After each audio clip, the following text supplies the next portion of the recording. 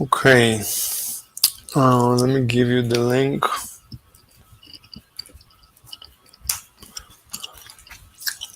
Mm, There's the. That's a weird link. Let's try this again. Hmm. Yeah, it's better now, I guess. Click the link with the 2x. Clicky no linky. Is that how you say it in Portuguese? In Brazil, they say clique no link. Look, I don't know either. I don't make up. Oh, they also say COVID. They say Covigi. The Covigi.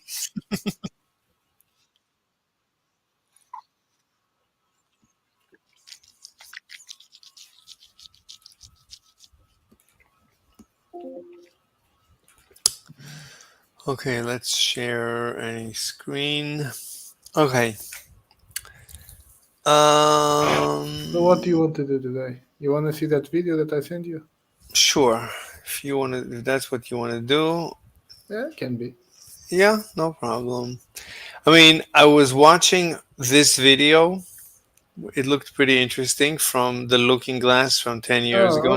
Oh, okay. I saw. I didn't see until the end, but I saw some of the stuff. No, I don't think so. I think she's.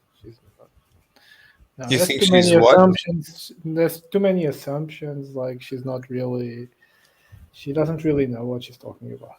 Like that's I the problem. mean, nobody knows. Like, nobody knows. We know one thing: the Stern Gerlach experiment is terrible. I don't know. We know that one thing. I don't know. I mean, I've never seen the setup. I mean, we would need to read the original paper and any other follow-up paper. I don't think that's necessary even. Like the problem with that experiment, I've already sent you that experiment with. I mean, I didn't send you. You found it, but we talked about the Abramov bomb experiment, where even without the detectable magnetic field, as long as there is a magnetic field nearby, the electrons change their spin. So what she's saying that there is a resistance to the change in spin, that's not the correct explanation. In no way, shape, or form would that ever I be the didn't. case. I didn't. I mean, I didn't go that far. I'm just here. I'm just. No, she's already saying that there is a torque, and that's not it. That's not I don't that's know. I. that's I not it. don't know. She's not I seeing didn't. it appropriately at all. I mean, at this point, I'm completely open-minded, at least to hear anyone, literally anyone who Also, has an. like the flipping of the spin that she's making. Now that I'm watching those arrows, now that's not how you flip something like that.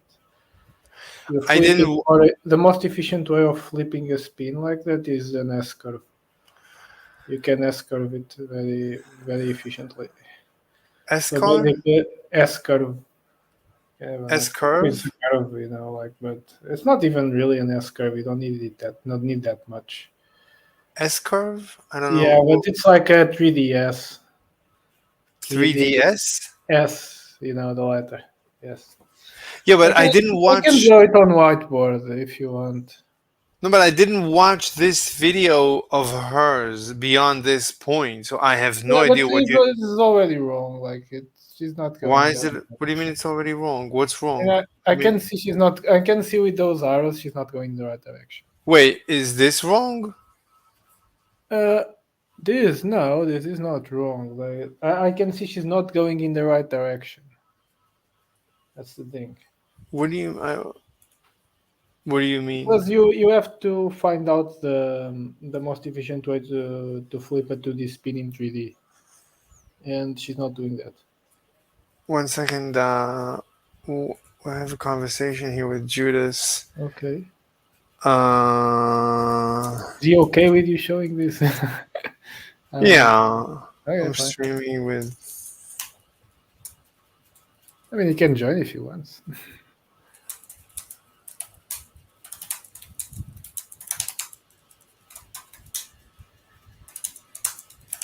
Okay. I don't think he wants, but Yeah, yeah, I can understand him. So,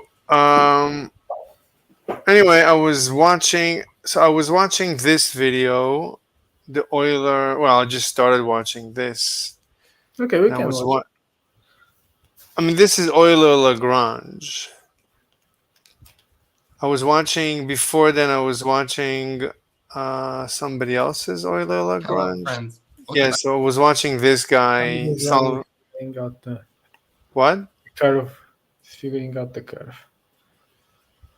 Yeah, I saw that as well. Ugh. He So says what? I'm good. I don't like sinus or science. Else? Okay.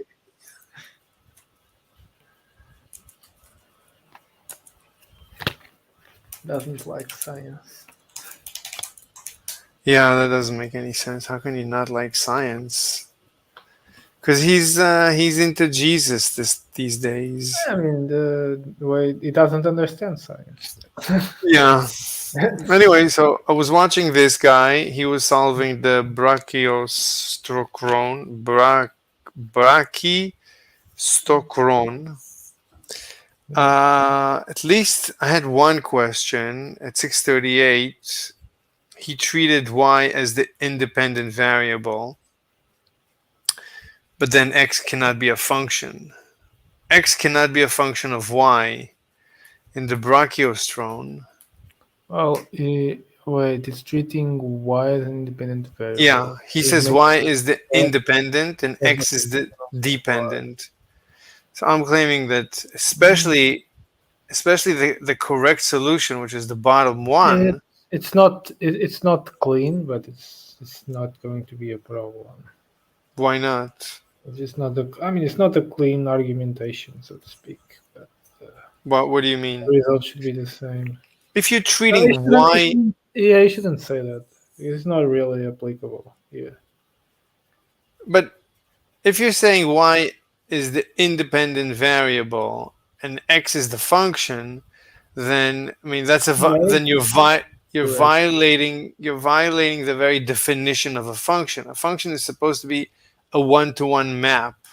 For every y, there must be only one x. Yeah, but But the thing is, this isn't an experiment. Like, he's just trying to find mathematical proof. He shouldn't be like talking about but dependent or independent. but x cannot be a function of y in this case. Yeah, in You this case, can because you have for y naught you have this x and this x. There's two x's for y naught. So that's what I was asking but him. he has this x and that. Which x's are you talking about? But those are like different functions. For no, the bottom one is the correct function. The bottom one is the answer. That is the brachiostrone, whatever. Yes, it's the one Brachistochrone. it's the one that accelerates at the beginning. It accelerates and then it goes down and then it goes up. It actually goes Yeah, up it towards goes the up a end. little bit. I know. So that means for y naught, you have two No, x's, both this x and this x. So this is a violation of the definition of a map of a function. A but you have function two x. You don't have two x. You have two y's. for this no for any no if Oh, you do the inverse, oh, then that's okay. the inverse is fine. I mean, if x is the independent and y is the dependent, then for every x there's only one y. No, but that's okay. That's not a problem. What do you mean? How? How is it okay? Wait, For y forever. naught, you have two x's. Oh, you would get two solutions. No, Oh, yeah, yeah, yeah. it's okay. You would It's not get. a problem. Yeah, wait, Yeah. no. No, it's okay. That's not a Yeah, yeah, problem. yeah. You would get. You Like should a, get. if you treat it, Like a parabola. It's not a problem. no, no, no. This is his mistake. Is every time he says the square root, it should be plus or minus. So Yes, there should be two solutions here, not yes, one. that is that's supposedly true. I think, but X I'm just x saying, I'm just seeing this. x is a function of y. It should be. I think there should be a plus or minus. This thing should be plus or minus or something. What there should be some one I of the mean, it's square roots. multiplying two square roots. So, right. I mean, this is the He has a solution. You sign. have to. Yeah. Okay, he has a No, no, sign. no. You no, no, no. When he here, um, for example, sine. This is incorrect. Sine theta is not equal to this. Sine theta is equal to plus or minus square root of cy, because cy, he said he's assuming cy is sine squared theta. Not Yeah. a problem. So that's But plus or then minus. sine theta is plus or minus cy. Yes, you're right. dcy is then, I guess, Plus maybe or plus or minus. Anyway, there's plus or minus at least at one spot, and that should give you. Then maybe then you should be able to do it. Yes, it has to be Like that way. like if you take a parabola, y equals x squared, and you want to express, you want x to be the independent, the x to be the dependent, then it's fine. Why? Let me just type it out in the thing.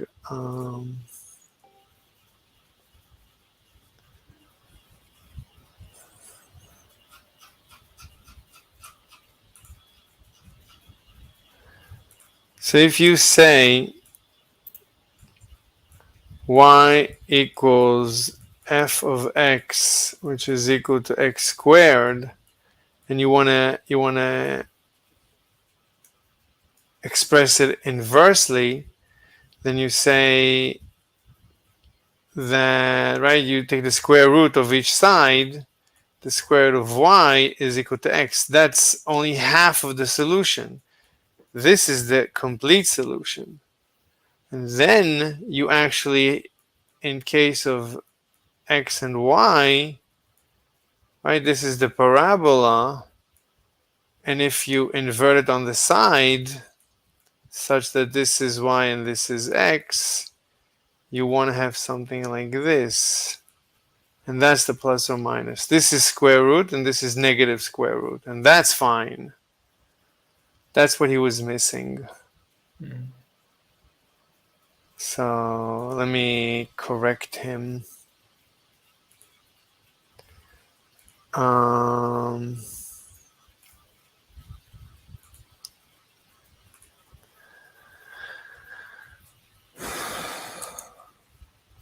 in order to fix this issue, you need to take the plus slash minus of the square root whenever you have one. For example, cy is equal to sine squared theta. Which is theta? I don't have the keyboard in front of me. Ugh. Do you see theta anywhere? Oh, there it is. Oh, there Okay. is one.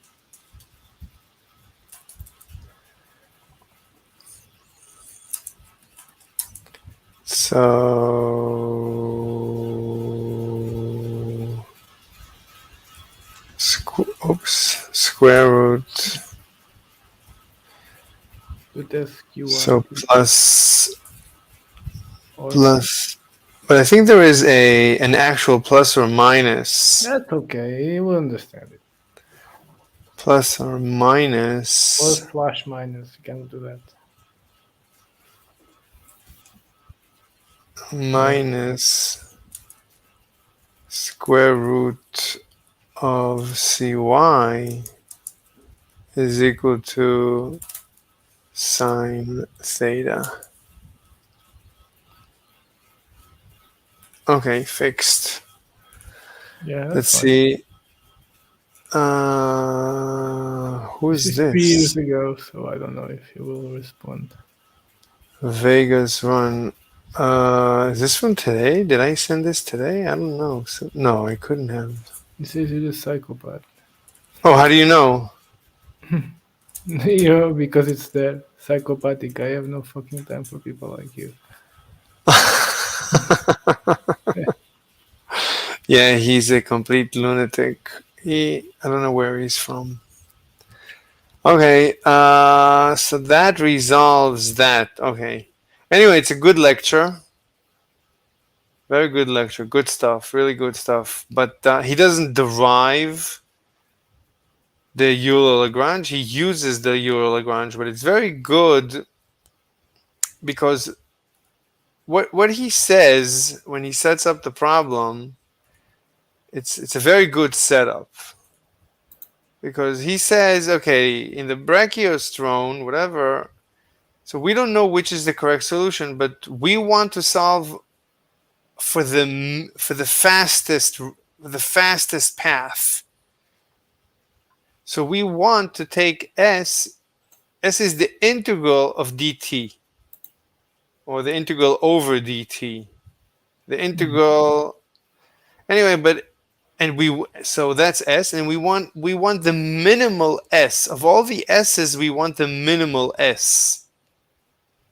So this is not the principle of the least action. This actually has nothing to do with the least action. This, you could say, maybe the least action comes out of this problem. Maybe you can generalize this problem to the least action, but this is not the least action.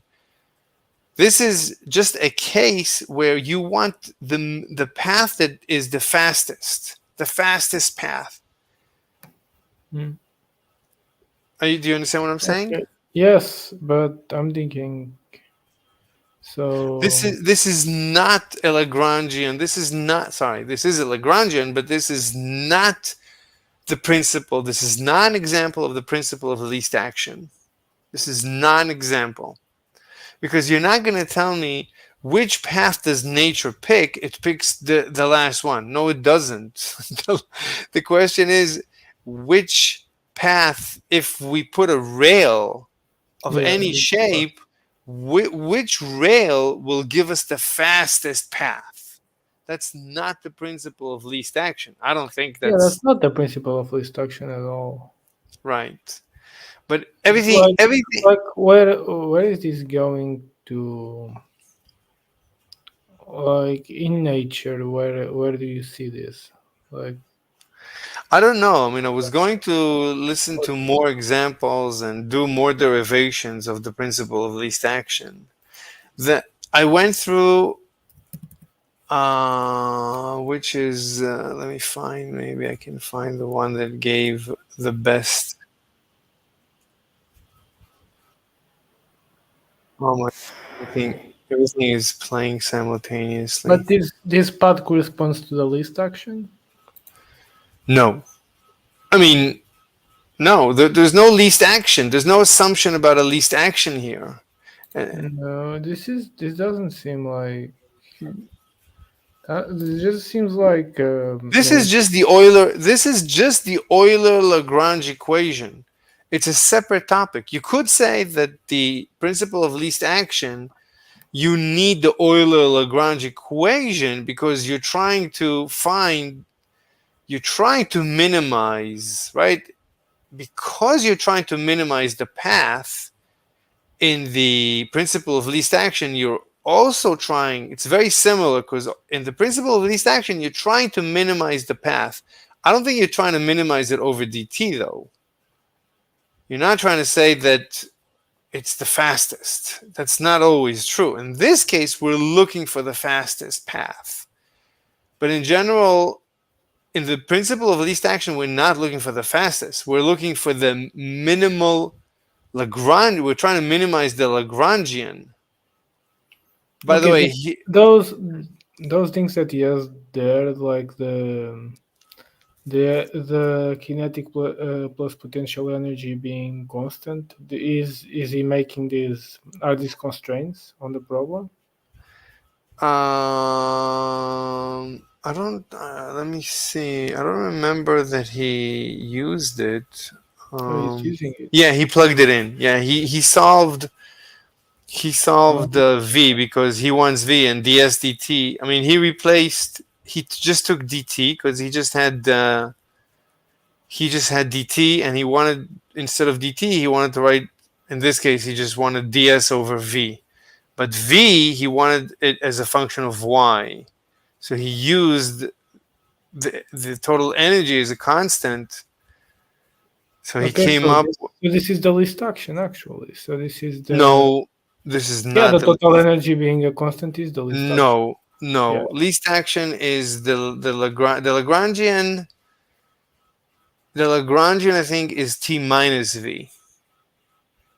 Is the you're minimizing the path of all the t minus v's. Oh, t minus It's v. completely Wait, but different. but the This minus. Wait, but that minus. is completely Because you different. could Has consider like the potential energy to be negative. no, no, no, no. The Lagrange. I mean, the principle of least action says you're minimizing the integral of the delta t minus v's. All the little t minus v's for every. We can go watch another video. This is not the least. This is Let us not. consider a particle in the gravitational This is Euler LaGrange. This might be an example. Maybe this one. field, which is thrown vertically upwards from the height h1 equals 0 at the time t1 equals 0. It moves upwards in a straight line and arrives at the ground at the same location h2 equals 0 at time t2. In the position time diagram, the particle has started at height h1 at time t1. Let us denote the starting point with A. And the particle has arrived at the endpoint B at height h2 at time t2. The connection between A and B must be a parabola in this problem. But why is this path, h of t, a parabola and not any other path? Why does nature choose exactly this path and not, for example, this or this one? To be able to answer this question, we need a quantity called action, which is abbreviated with the letter S. We can assign an action value to each of these conceivable paths. The action takes a whole function h in the argument and spits out a number, namely the value of the action for the corresponding function h. Such a mathematical object that eats a function h and spits out a number is called a functional. Since the functional spits out the action, S of h is also called an action functional. To distinguish the action functional from usual functions that take just a number in the argument, we use square brackets. The action has the unit joule seconds. For example, this path would then have the value 3.5 joule seconds, this path the value 5.6 joule seconds, and the parabolic path 2 joule seconds. So it's joule seconds. Okay. Well, now back to the question, why is the path a parabola? Experience shows that nature is extremal. That means if we calculate the action for all possible paths h1, h2, h3, and so on, between A and B, then nature takes the action value, which is either maximum, minimum, or a saddle point. Nature chooses one of these paths. Which of these extremal paths nature takes concretely? What do you mean? What do you mean? What do you mean? I don't know what that means. What? You again with the simulations? What are you talking about? Can you show me examples? Rewind a What? little bit. Yeah, rewind a What? little bit. I want to see what he was Depends on the saying. considered problem. In the case of a Rewind, particle thrown rewind. upwards, Okay, that nature so is extremal. That means if we calculate the action for all possible paths h1, h2, h3, and so on, between A and B, then nature takes the action value, which is either maximum, minimum, or a saddle point. Nature chooses one of these paths. Which of these extremal paths nature takes concretely depends on the considered problem. In the case of a particle thrown upwards in the gravitational field, the path has the smallest action, so a minimum. Since the parabolic path has the smallest action, the particle chooses this path in the position versus time diagram. But how do we calculate these values of the action? For this, we need the Lagrange function L. It depends on the time t, on the function value h of t, and on the velocity h dot of t.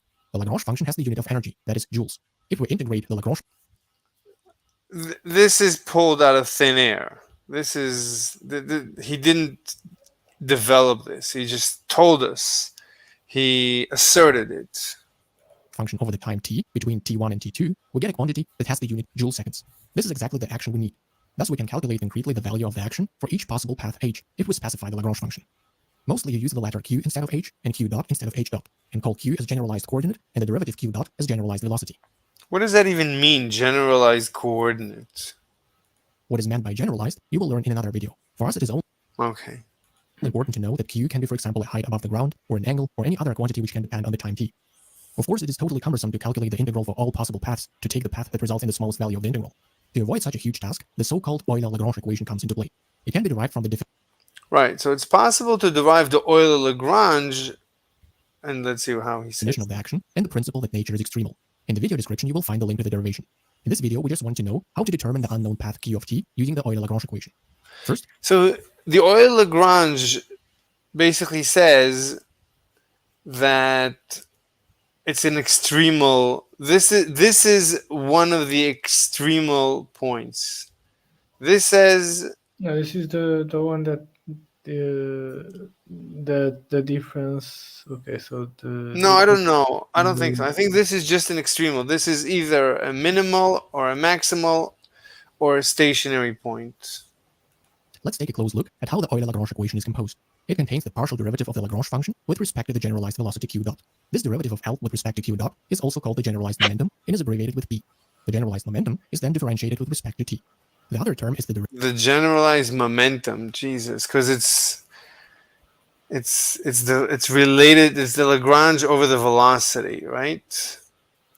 It's dl. It's basically the bottom one is dv. It's dl dv. So it's the momentum. Yeah, because I guess dm dt is momentum. No. Yes. dp dt dmv anyway, I don't know, whatever. It's really strange. It's mv squared, you know. You have to think about No, it's not mv squared. Yes, it is. The momentum is mv. Yes, the momentum is mv, but this is over a velocity. Anyway, let's see. Momentum is abbreviated with p. The generalized momentum is then differentiated with respect to t. The other term is the derivative of the Lagrange function with respect to the generalized coordinate q. If we bring the time derivative of the momentum to the other side, we can read from the Euler LaGrange equation whether the momentum is conserved. For this, its time derivative must be 0. So we only have to calculate whether the derivative of L with respect to q is equal 0. The Lagrange. What? I love how they jump to these, because this is 0, therefore this is that. The time derivative of the momentum to the other side, we can read from the Euler LaGrange equation whether the momentum is conserved. For this, what's conserved? The momentum is the time derivative of the momentum to the other side, we can read from the Euler LaGrange equation whether the momentum is conserved. For this, its time derivative must be 0. What? The time derivative must be 0? What do you mean the time derivative must be 0? I don't know. I don't know what he just said. What here must be 0? So we only have to calculate whether the derivative of L with respect to q is equal 0. What? What did he just say? I don't know what he just said. The Lagrange function L is a scalar function that cannot be derived but can only be guessed or motivated. If you think you have discovered a suitable Lagrangian for a problem, be it from quantum mechanics, classical mechanics, or relativity, you can easily check whether the Lagrangian you found describes the problem correctly or not by using the Euler LaGrange equation. In most cases of classical mechanics, the Lagrange function is the I have no idea what he's saying. Difference between the kinetic energy and the potential energy of a particle. Let's look at our example and how we can calculate the parabola from the Lagrange function and the Euler LaGrange. And he just said it could be the difference between the kinetic and the potential equation. For this, we have to do 5 steps. Step number 1: set generalized coordinates q and q dot. Okay, this is useless. No, continue. Wait. In our example, q is equal to the height h, and q dot is equal to velocity v. Velocity here is nothing else than the time derivative of the path, so h dot. Step number 2: set up the Lagrange function L. The kinetic energy is 1/2 mv. I have no idea what he's doing. Let him do it. Wait. Squared, or 1/2 mh dot squared. The potential energy in the gravitational field is mgh. Thus, the Lagrange function is 1/2 mh dot squared minus mgh. Step number 3: insert the determined Lagrange function into the Euler LaGrange equation and calculate the derivatives. The partial derivative of L with respect to h is minus m times g. The partial derivative of L with respect to h dot is mh dot. The time derivative of mh dot is mh dot dot. Let's combine our results. Let's cancel the mass m and bring h dot dot to the other side. We get a differential equation for the function h we're looking for. Here you see the meaning of the Euler LaGrange equation. It tells us which differential equation we have to solve to find out the unknown function h of t. Note that our example is one was not really 100% right when he said the momentum is conserved. It's not the momentum that is conserved. It's the acceleration that is conserved. So, yeah. I have no idea. But so we only get one differential. How do you know? Anyway, forget it. I don't know where he's taking this equation out of it. Oh, no, this is already finished, pretty much. Yeah. For dimensional problems, we get several differential equations. Step number 4: Solve the differential equation for the unknown function. The solution of this differential equation is easy to determine. For this, we integrate both sides over time t. Then we get h dot is equal to minus g times t plus c1. Yeah, from here it's just nothing. Where c1 is an integration constant. Then we integrate again over time. Yeah, Then we he get just h wants is to equal get to the position. minus gt squared plus c1t plus c2, where c2 is another integration constant. Step number 5. Insert the boundary conditions of the considered problem and determine the unknown constants c1 and c2. In our problem, we have thrown the particle at the time t1 equals 0 from the height h1 equals 0. So let's set t and h equal to 0. Thus, c2 must be equal to 0. To find out the constant c1, we need a second boundary condition. We know that the path of h ends at the point b. The point b corresponds to the time t2 at which the particle has landed on the ground at h2 equals 0. So insert t2 for t and 0 for h. Rearrange for the constant c1, and you get c1 is equal to 1/2 times g times t2. Insert the two determined constants, you get the function h of t. If you plot the result in the position versus time diagram, you get a parabola. Thus, the Euler LaGrange equation yields exactly the curve we expected. So, that's it. The Euler LaGrange equation, together with the Lagrange function, helps us to set up differential equations for a concrete problem. The solution of these differential equations yields the shape of the function that nature allows. With this in mind, bye and see you next time. I don't know what he. I have no idea what he said. Well, I mean, it's not that difficult. It's just like is making sure that the potential and the kinetic energy are never, are always like their difference is always the same. You could make it that their sum is always the same. It could work. That would work as well. Not be a problem. So it works both ways. So what the other guy was doing is valid.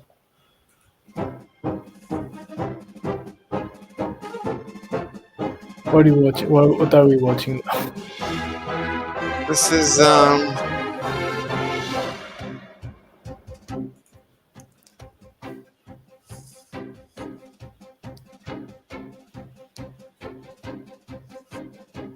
This is like the space shuttle. There's a tiny space shuttle on top of this huge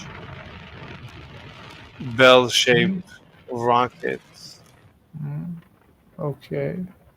But I heard just the other day that NASA came up with an air-breathing, rotating explosion-based jet engine.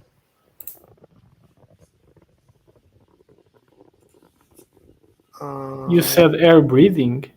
Rotating, yeah, air breathing jet engine. This one. Hello and welcome to the Terran Space Academy, where we help prepare you for a bright future in the space industry. This is Rocket Science, and today we're going to catch up on the latest space news, and then revisit a technology that is going to truly change everything about spaceflight. First, later today, the Starliner spacecraft will return from the ISS uncrewed, which will be yesterday for you guys. I agree with NASA that this is the only safe way to bring it back, and while I hope it lands safely, Lynn is making excellent progress. Compete with SpaceX. Institutional freedoms on paper get angry enough, get cleared up, so Starship, and we'll review some of the material here. But in short, a deflagration is what we call subsonic combustion. This is what takes place in a rocket engine combustion chamber. The temperature of the reaction and the mass of the products of combustion determines the performance of the engine. The higher the temperature and the lighter the molecule, the higher the exhaust velocity will be. This determines our delta V. The most efficient rocket engines today are hydrogen fueled and run fuel rich, so the hot hydrogen streams out the nozzle. This can create an in-vacuum efficiency of up to 469 seconds of specific impulse. Hydrogen, despite its advantages, has a low density, so you need really big tanks, like those on the shuttle and SLS, at a cryogenic temperature of 20 Kelvin, and because it works its way into a metal lattice, causing embrittlement. It is hard to work with. A lot of rockets like the Falcon 9 use RP1. This is like a refined kerosene, similar to jet fuel that is used in a few rockets also. And while it has a high density and can be stored at room temperature, efficiency, measured by specific impulse, is quite a bit less. Methane is thought by many to be a good compromise, and because it burns clean, it is an excellent choice for reusable rockets. All current rocket systems are limited by the temperature and pressure that the combustion chamber can withstand, as this determines exhaust velocity and residence time. But there is another option. Instead of subsonic combustion, we can use supersonic combustion. This is not called deflagration, but detonation. And this rotating shockwave allows an engine to continuously detonate. While we've known this potential for a long time, no one was able to make one work, until NASA fired one for 10 minutes. Because of the increased exhaust velocity from detonation reactions, this rocket engine can have a higher performance than any deflagration engine possibly can. And now we have the first RDE aircraft about to take to the skies. Hermes Aerospace, discussed in this lesson, in collaboration with GE Aerospace and DARPA, of course, announced a dual-mode ramjet rotating detonation engine. This means they are developing an air-breathing RDE. This is the holy grail of aerospace propulsion systems. RDE? Oh, RDE is just an engine, okay. They can push a space plane up to Mach 10, where it could then use onboard oxygen to either go faster or potentially on into space. So we're going to have air-breathing jet engines to go to orbit and come back. Hermeus has already demonstrated their turbine-based combined cycle Chimera engine that can transition from a turbojet, efficient at subsonic speeds up to about Mach 2, to a ramjet, efficient up to speeds of about Mach 5. So at this point, it's a ramjet. The compressor is offline. It's completely bypassing the compressor, so it's completely ramjet. So this is like Mach, I don't know, Mach 3 plus. Okay. 5. With the addition of an RDE, they are looking at Mach 10 in atmosphere. This chart Wow, Mach 10 in atmosphere. is from a 2021 NASA paper that will be in the description and will be this week's homework. This is for RP1, which is very similar to standard jet fuel. Here you see a specific impulse with a conventional engine, with an ideal or theoretical RDE, and with the tested RDE. Here you can see that this engine is approaching Raptor rocket engine performance. This is the future of rocket engines. This is a jet engine with a rocket engine performance. As methane or especially hydrogen-based RDE rocket engines. It's working. It seems to be working. This is an actual working engine. This is air breathing. This is not a joke. This is air breathing rocket engine power. Will outperform any possible conventional deflagration engine using the same fuel. Now let's review what we know about Hermeus and RDEs, and we'll end with a look at Lockheed Martin's planned lunar base. Right? This is air breathing. Advances in rocket science might seem to happen overnight, but the technology behind it. Okay, that's the technology. I don't care. Yeah, but what does the air breathing part do? I didn't understand. Hello and welcome to the Terran Space Academy. So air breathing just means jet engine. So rocket engine is not air breathing. So you need to carry the oxidizer with you, which is, it's a lot to carry. So you want to be able to air breathe. You want to have an engine that is air breathing, like a jet engine. A jet engine, you only carry the fuel. You don't carry the oxidizer. You use the oxygen in the atmosphere. So, but with the jet engine, you have moving parts. It has to rotate, and these rotations, at one point, the engine falls apart. So you can only reach a very limited RPM. So you can't go fast with moving parts. How did they fix that? What? So how did they get around that? It's an explosion instead of a deflagration. So usually there's no explosion in a jet in a rocket engine or in a jet engine. There's no explosion. Like in a car, you actually have an explosion. In an internal combustion engine, there is an explosion. But in a jet engine, in a rocket engine, there's no explosion. It's called a deflagration. It's basically burning. That's all it's doing. It's not blowing up. So they managed to do an explosion. The alternative is to create this chamber where this is an explosion. Instead of a deflagration, it's an actual explosion. I think they forgot to mention, it's a sonic boom. It's a rotating sonic boom. It's a pressure wave where you're actually having a detonation. You're actually detonating your fuel and your oxidizer or something. So you're getting extreme pressures here. So it's air breathing, and it's giving you the performance of a rocket. I mean, basically the performance of a rocket engine while it's air breathing. And this thing doesn't need to rotate. There's no moving parts because you're getting this rotation with no moving parts. So let me see. It seems to rotate, but it's okay that it's rotating, but you're getting extreme efficiency with this rotating shock wave. This is the holy grail of aerospace propulsion systems. This shock wave that you see, that's where the explosion takes place. So it's extremely efficient. They can push a space plane up to Mach 10, where it could then use onboard oxygen to either go faster or potentially on into space. Hermeus has already demonstrated their turbine-based combined cycle Chimera engine that can transition from a turbojet, efficient at subsonic speeds up to about Mach 2, to a ramjet, efficient up to speeds of about Mach 5. With the addition of an RDE, they are looking at Mach 10 in atmosphere. so until Mach 5, it's a normal quote unquote ramjet, which there's already engines like this that you use the ram. You're ramming.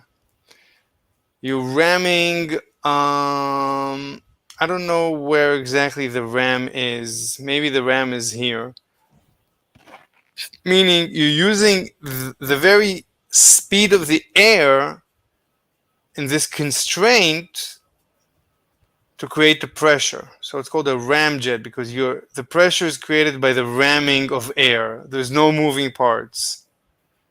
Like at Mach 3 already, you cannot have moving parts. The engine will rip itself apart. So at Mach 3 transitions to ramjet. It bypasses this is called the compressor. At least this is the compressor. I think this whole thing is the compressor, whatever. In a normal, like under Mach 3, it's like a normal jet compresses the air and then blows it up.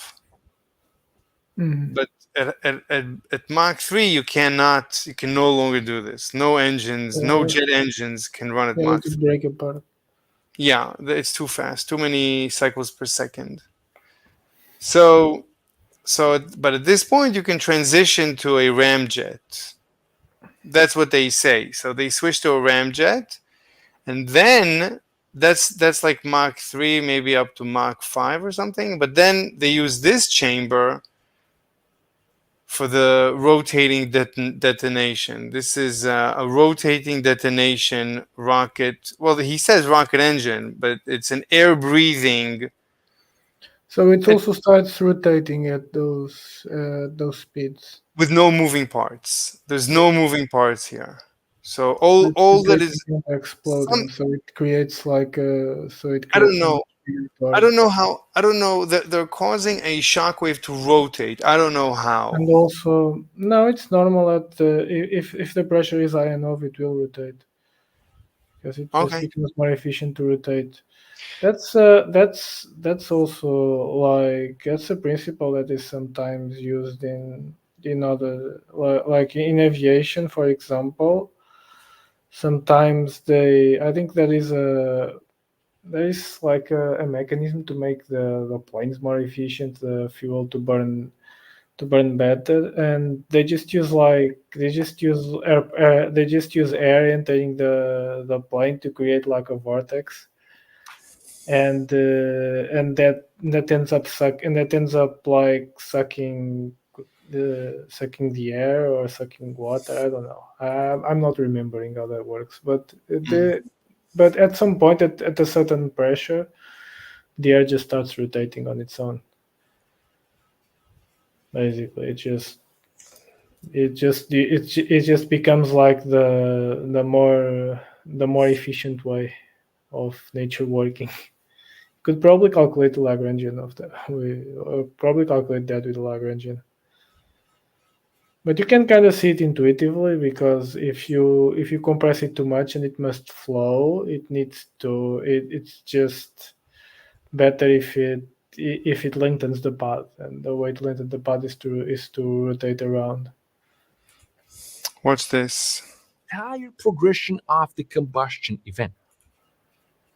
In the day, well, when you think of a rotary engine, you probably think of this. And this is a Wankel engine. Of course, the kind of engine that Mazda used to put in their cool cars back in the day. Well, it's still sort of alive because they recently put it in this, which is a plug-in hybrid. But this is different because here the rotary Wankel performs the most shameful function of all. It is a range extender.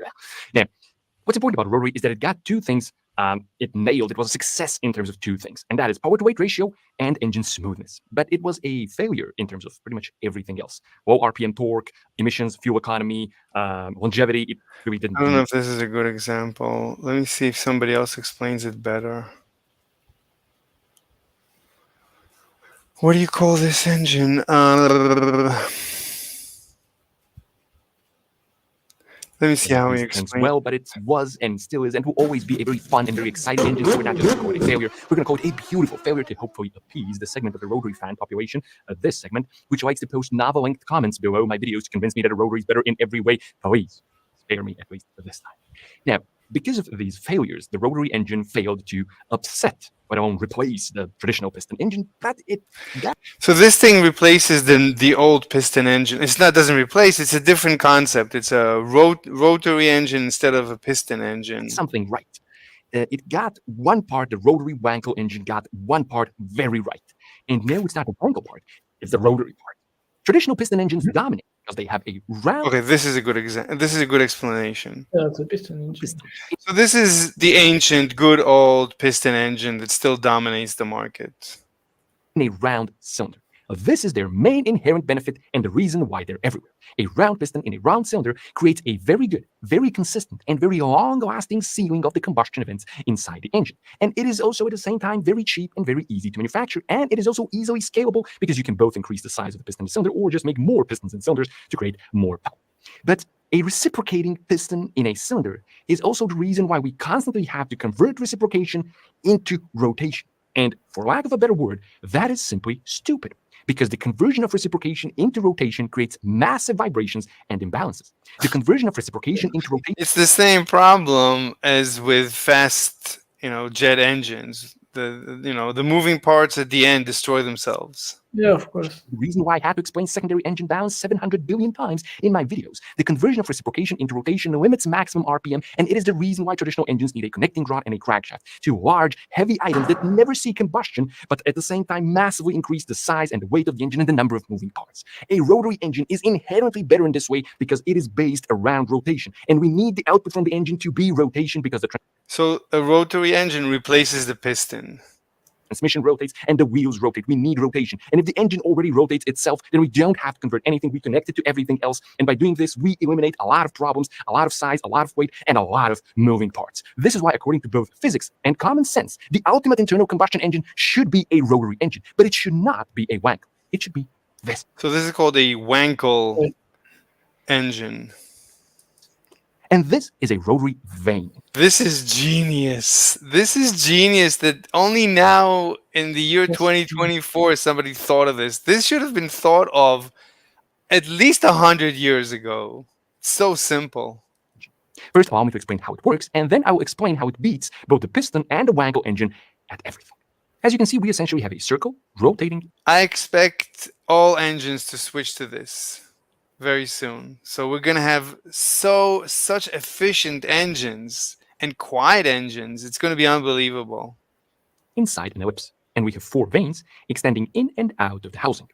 As the vanes rotate, they change the volume of the spaces they create. We have air coming in through the intake ports.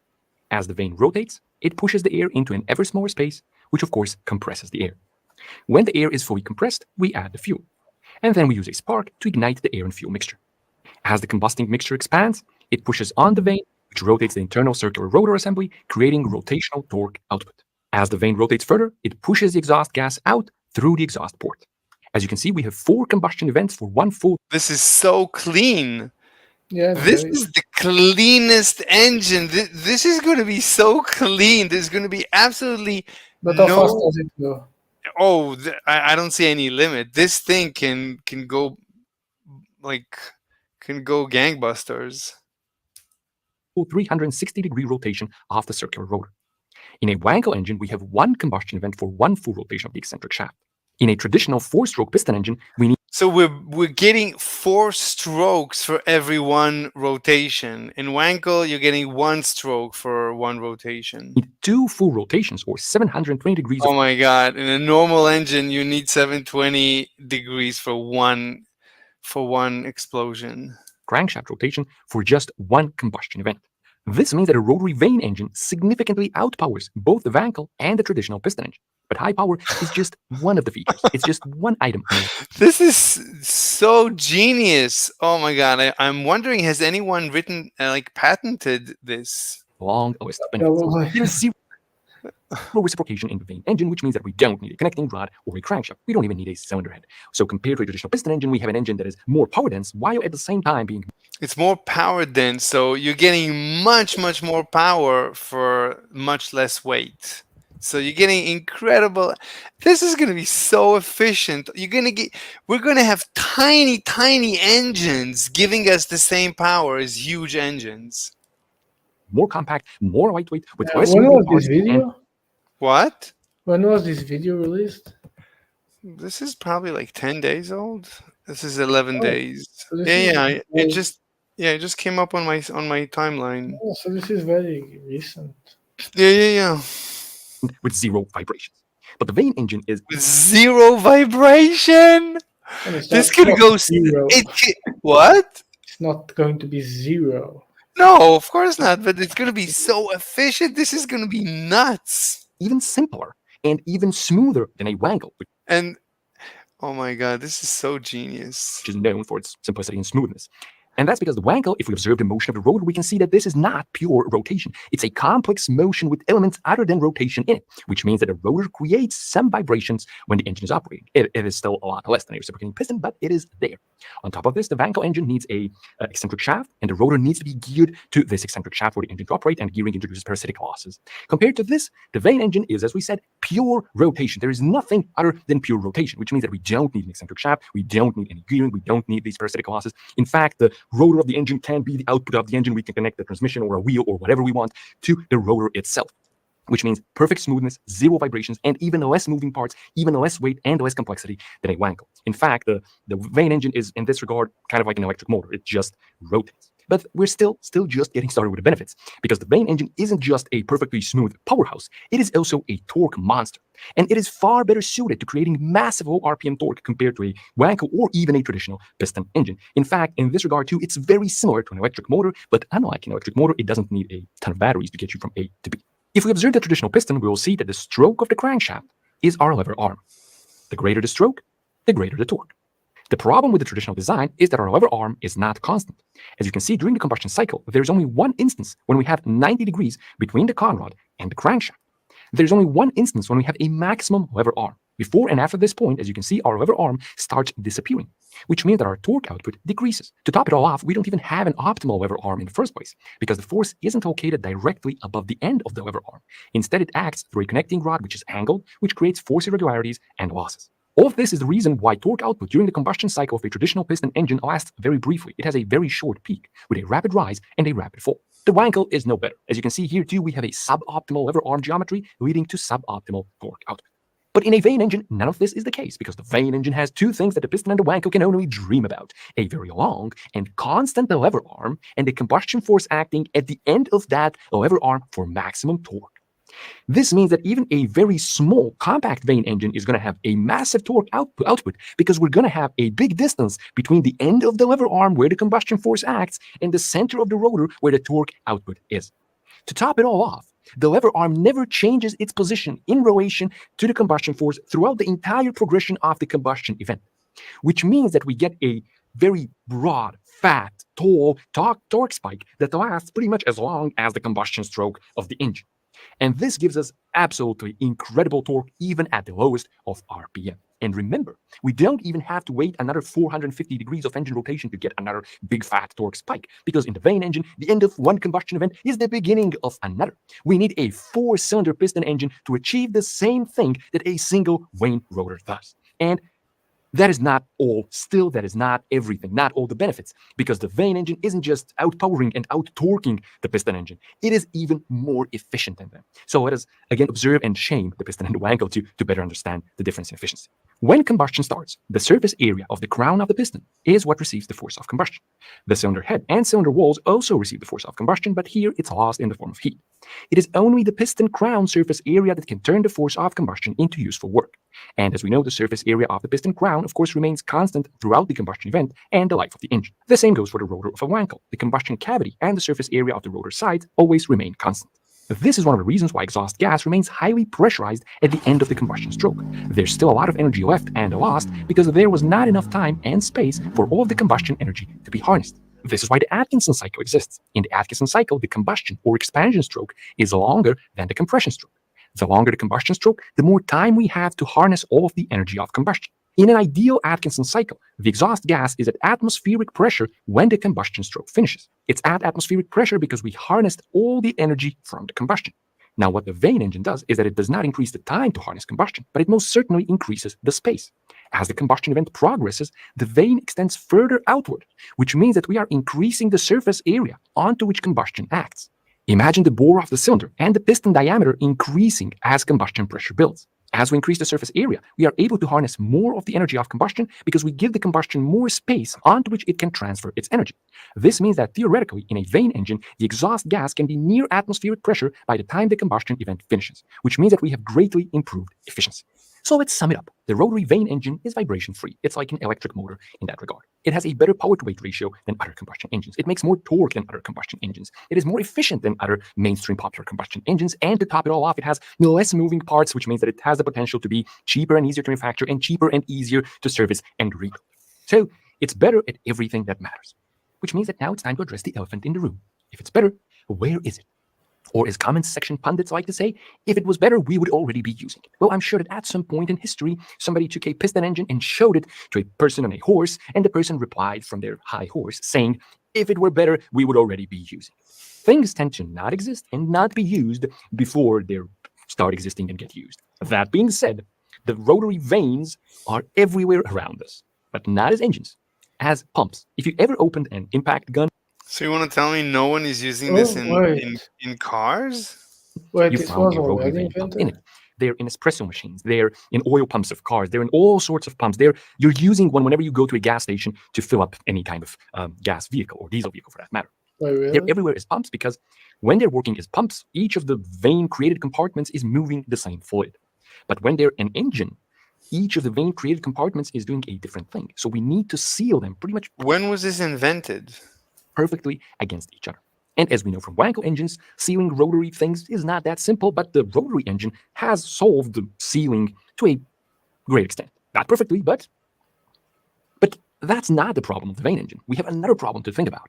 And if you observe the vanes, you can see how as RPM increases of the engine, the centrifugal force that is trying to fling the vanes outward is increasing more and more, which means that it starts pushing them harder and harder into the housing. They're grinding the housing. Which increases friction, which leads to losses and a reduced lifespan of the engine. Now, in a traditional vane engine design, the vanes are spring-loaded to ensure a constant contact with the walls of the housing. You have to solve it geometrically instead of spring loading of the engine. There were even suggestions to use rollers at the end of the vanes to reduce friction. But now, technology has evolved to a point beyond this. And what could be a viable solution now is a no-contact gas seal. We maintain an extremely small gap between the end of the vane and the housing. A choking effect occurs, which prevents any significant leakage. And at the same time, we are preventing contact, which means we have zero friction. This means you need to add oil to the gas, so you're polluting the exhaust. Greta's not going to be happy with this. Not necessarily. It just wait. No, you basically it just says they don't contact. They get very close, but they don't contact. Well, okay, let's see. So no losses, no reduced longevity. We would not be using springs in this case, but something more advanced like ceramic piezoelectric actuators. This might sound sci-fi, but it's not, because, for example, Rolls-Royce patented such a system for their jet engines to ensure a turbine to shroud, the ideal constant distance.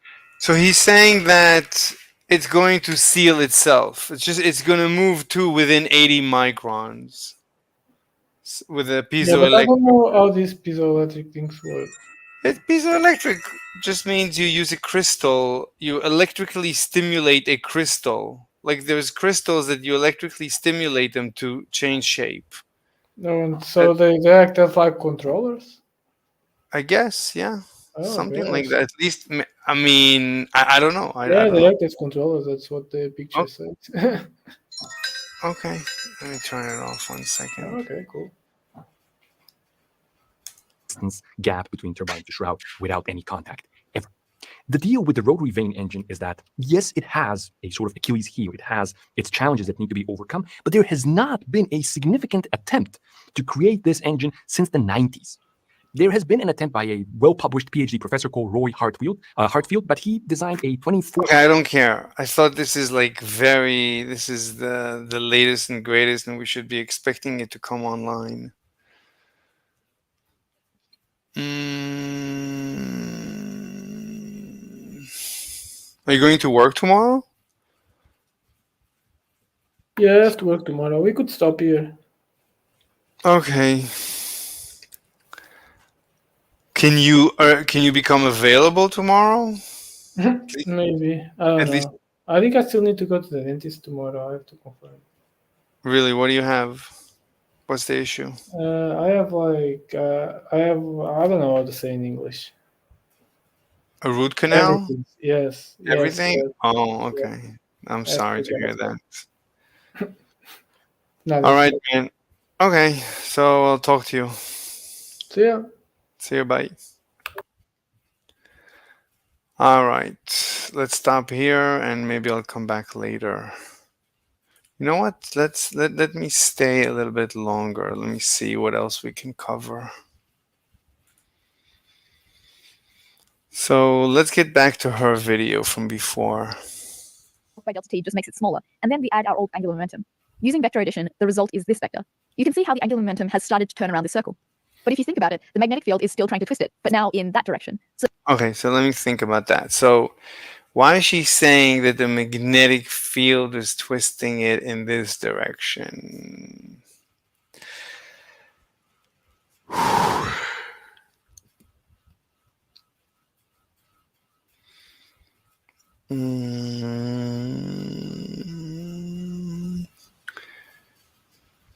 So the question is the magnetic field going up? Is this right? So right now,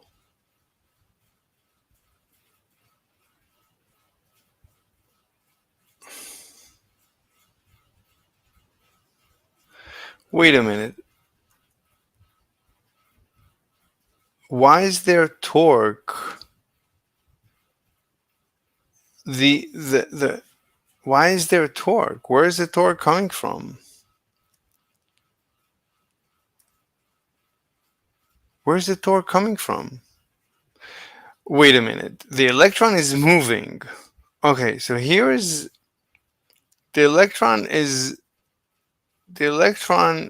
pointing in a certain direction and it's moving. So Larmor precession net l'amour, don't embarrass yourself.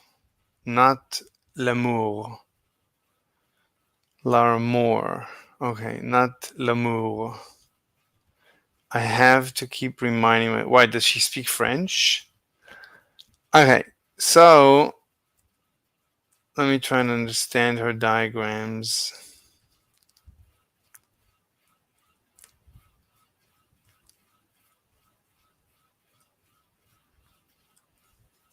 any magnet pointing at any angle, it gets twisted to point up. So by this logic, pretty much every magnet should go straight upward. The Stonegate machine isn't supposed to do this, so what's going on? It turns out I was wrong. This machine just doesn't work for little bar magnets exactly for this reason. But it does work when you have a charged particle moving in a circle. I was making a big mistake because I thought that these two things were essentially the same because their magnetic fields are the same. But the particles going in loops have one extra property that I completely neglected. They have angular momentum that comes from their rotation. We can represent angular momentum with an arrow. The length of the arrow represents how big the angular momentum is, so if we rotate the object faster, the arrow is... Okay, so from this point on, the orange arrow denotes this rotation of the electron, which is the same as this. This is an electron spinning about itself, and this is an electron spinning about some center. bigger. The arrow also has direction, and this represents the direction the object is spinning. Okay, and if it's rotating this way, if it's rotating this way, then this is the arrow denoting this rotation. Okay. The arrow is always perpendicular to the plane the object is rotating in. The key thing about the angular momentum is it doesn't like to change. So that means it's hard to speed up or slow down the object.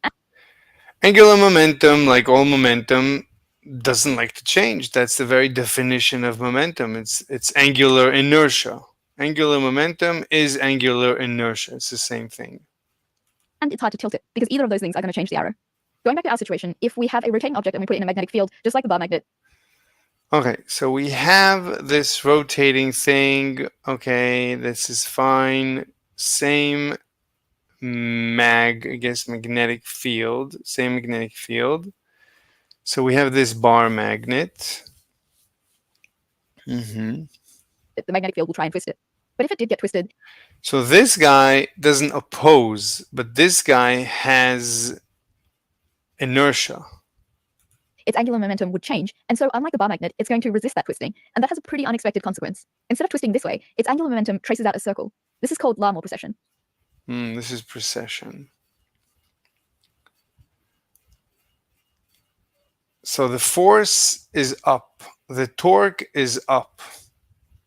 This is the beginning of her analysis in the classical mechanics. So we have this angular momentum, and we have a torque pointing up.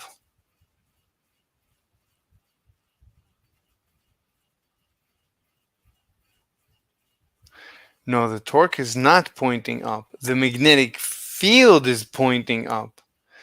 The magnetic field is pointing up, and the electron is moving towards or away from us.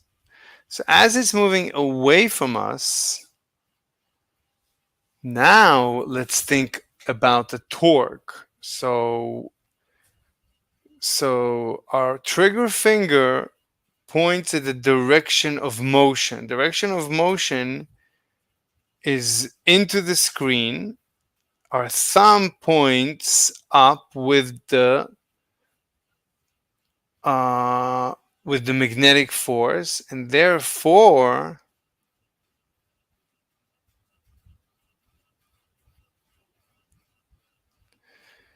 our middle finger points to the left. So in the beginning, so the force is going to be to the left. So it's going to start moving to the left. As it moves to the left, it's going to start precessing.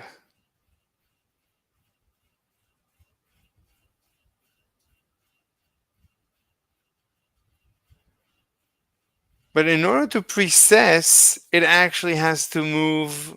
Actually has to move in a circle. But if it's already moving into the screen, then will it precess?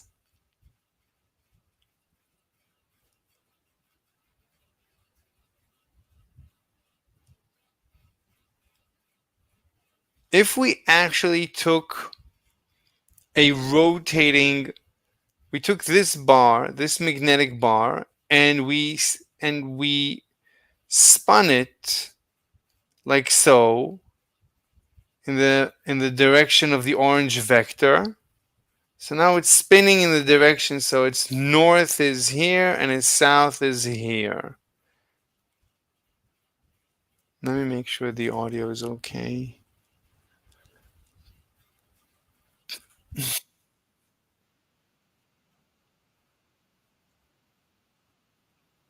It's fine. Oh my God, we're down to 173 subscribers. My God, we're suffering. We're hemorrhaging subscribers. We're going to be down to 0 subscribers at this rate.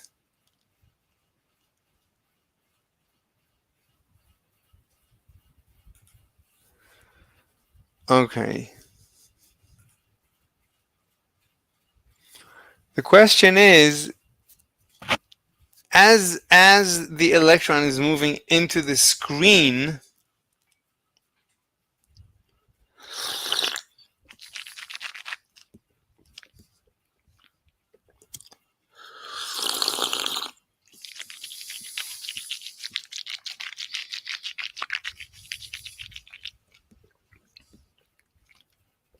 does it precess? Does a rotating magnetic bar, let me ask, what's the name? Chat GPT. 1 second, let me log in. 1 second, let me log in.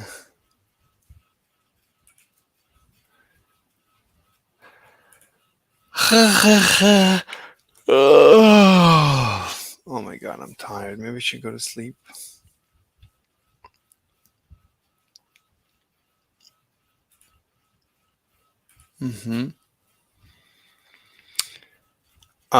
A spinning magnetic bar in a magnetic field, a moving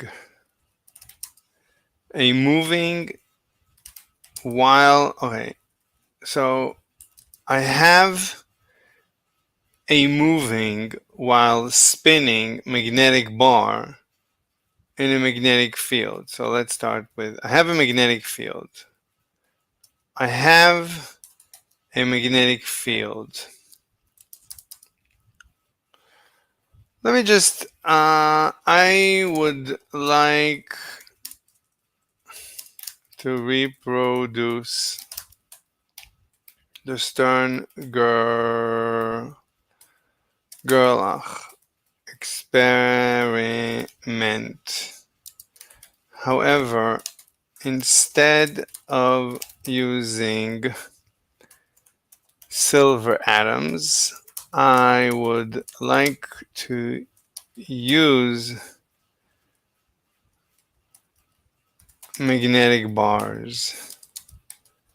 These magnetic bars will be spinning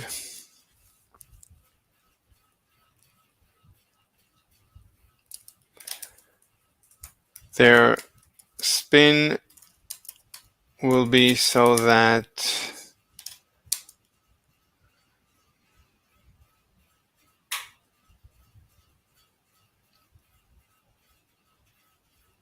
how do you denote to ChatGPT the direction of the spin? Their spin will be denoted by a vector. Vector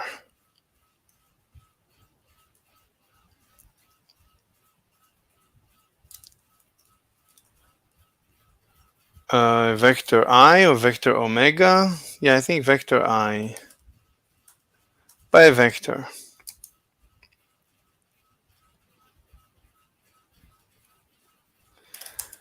The head of the vector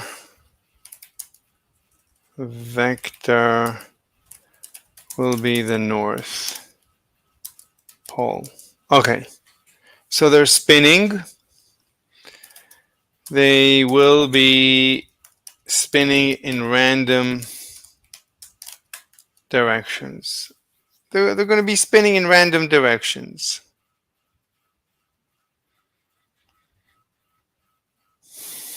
So I would like to reproduce the Stern-Gerlach experiment. However, instead of using silver atoms, I would like to use magnetic bars. These magnetic bars will be spinning. Their spin will be denoted by a vector. The head of the vector will be the North Pole, or their North Pole. Their North Pole. They will be spinning in random directions. Okay.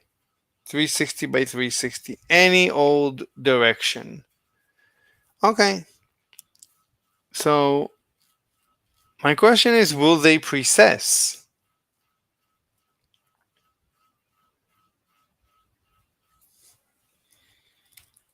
My question is, will they precess? Let's see what change. Yes, the spinning magnetic bars in your Stern-Gerlach like experiment would indeed precess under the influence of an external magnetic field. This precession is analogous to the behavior of a magnetic dipole, like an electron or a magnetic bar in a magnetic field. Explanation: magnetic dipole moment. A spinning magnetic bar has a magnetic dipole moment mu, vector mu. And if this dipole is placed in an external magnetic field B, the torque exerted on it by the field is given by mu cross B. Torque is mu cross B.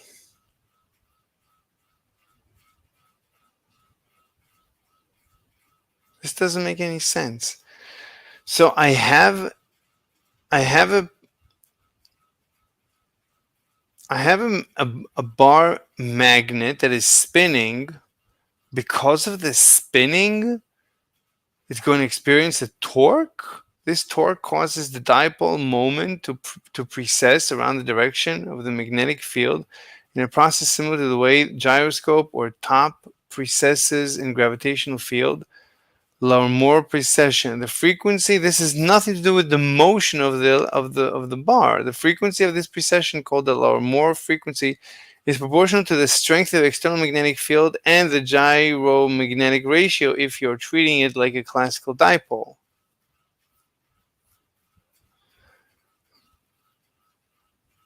Where WL is the angular frequency of precession, B is the magnitude of the external magnetic field, mu sub E is the magnetic moment of the bar. This is the magnetic moment of the bar. I is the moment of inertia of the bar. This means that you're spinning magnetic bars under the influence of an external magnetic field gradient, like in the original Stern-Gerlach experiment, will experience a torque and start to precess. The axis of precession will align with the magnetic field, but since the bars are initially spinning in random directions, their precession behavior will vary depending on their initial orientation relative to the field. Key points. Precession will occur if the external magnetic field is not aligned with the spin vector.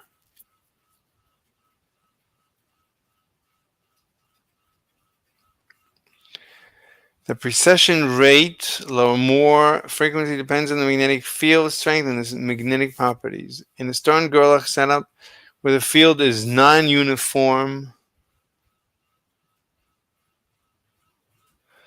the forces on the dipole will also cause deflection, but the precession is a separate phenomenon. Would you like to discuss the setup details or explore further physical effects?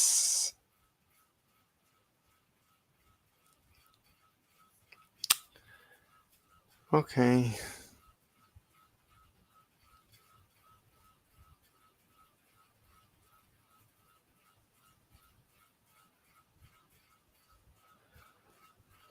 So it doesn't matter what the angle is, it's always going to precess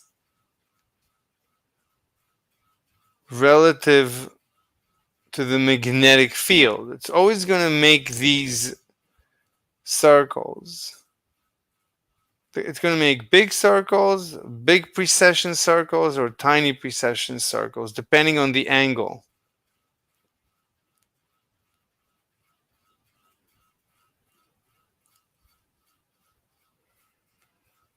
If you want to see the maths behind why this is, I'll explain that now. Otherwise, skip the explanation and I'll just tell you why any of this matters for spin.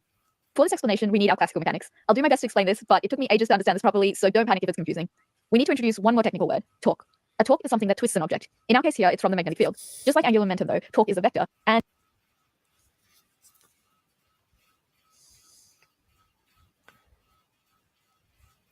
So, okay.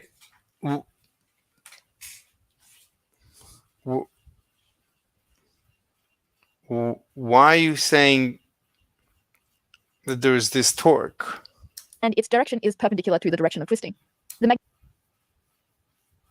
Its direction is perpendicular to its direction of twisting?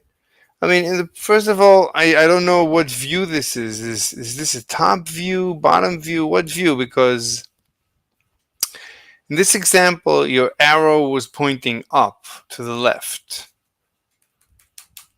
And now it's pointing down to the left.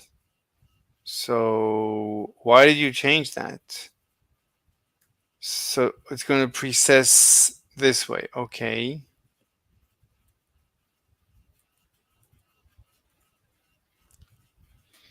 Why are you saying...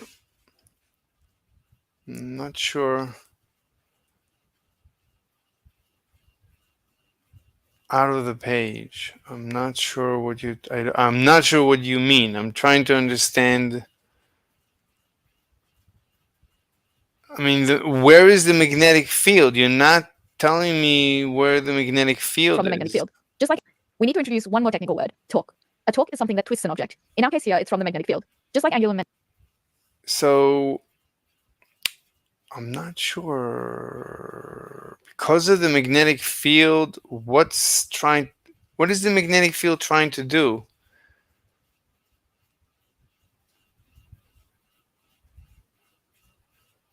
So I think what she means is because we're moving into the page, it's trying to put us in a rotation.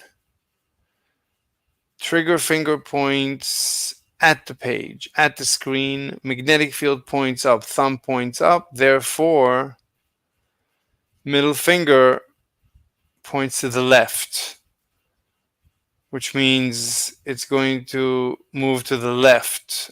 As it moves to the left, I don't know what she's talking about. I have no idea what she's talking about. Momentum, though, torque is a vector, and its direction is perpendicular to the direction of twisting. In our case here, it's from the magnetic field. Just like angular momentum, though, torque is a vector, and its direction is perpendicular to the direction of twisting. What is twisting? L? It's perpendicular to L? Which way is L? This direction is perpendicular to twisting. What is perpendicular? Out of the page? Tau? This is out of the page? How is this out of the page? Out of the page, you should point from here out. Like from here. Depends on the perspective. I don't know. I don't know what she means. I just don't know. I'm trying to imagine The magnetic field is trying to twist the angular momentum this way, so the breaking the fifth wall. What fifth wall? torque is in this direction. What? The torque comes out of the page. Is something that twists an object. In our case here, it's from the magnetic field. Just like angular momentum, though, torque is a vector, and its direction is perpendicular to the direction of twisting. The magnetic I have no idea what she's talking about. Okay, let's look up what happens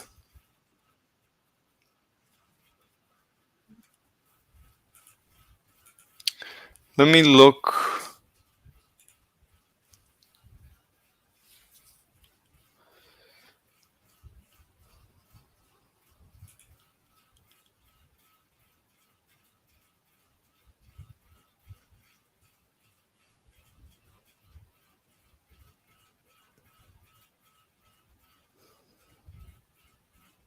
Okay. So I'm curious what happens to a spinning bar magnet in magnetic field.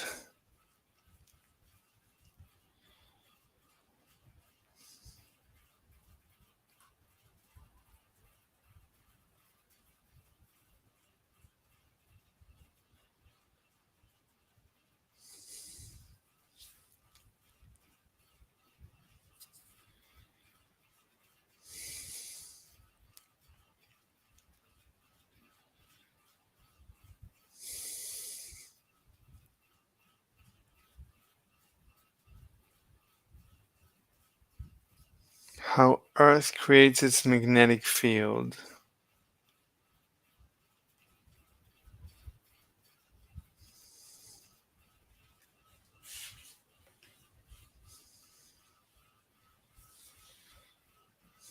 Angular loop PQRS of length L and width W, suspended perpendicular to a uniform magnetic field B bar. Current I flows in the coil in the direction PQRS. On applying Fleming's left-hand rule on side QR, the magnetic force F1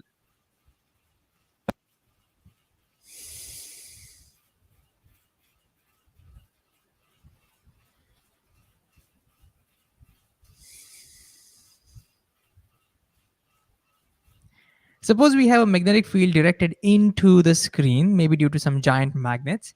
And let's say somebody comes along, takes a conducting rod of length L and starts spinning it this way about one of its ends with some speed.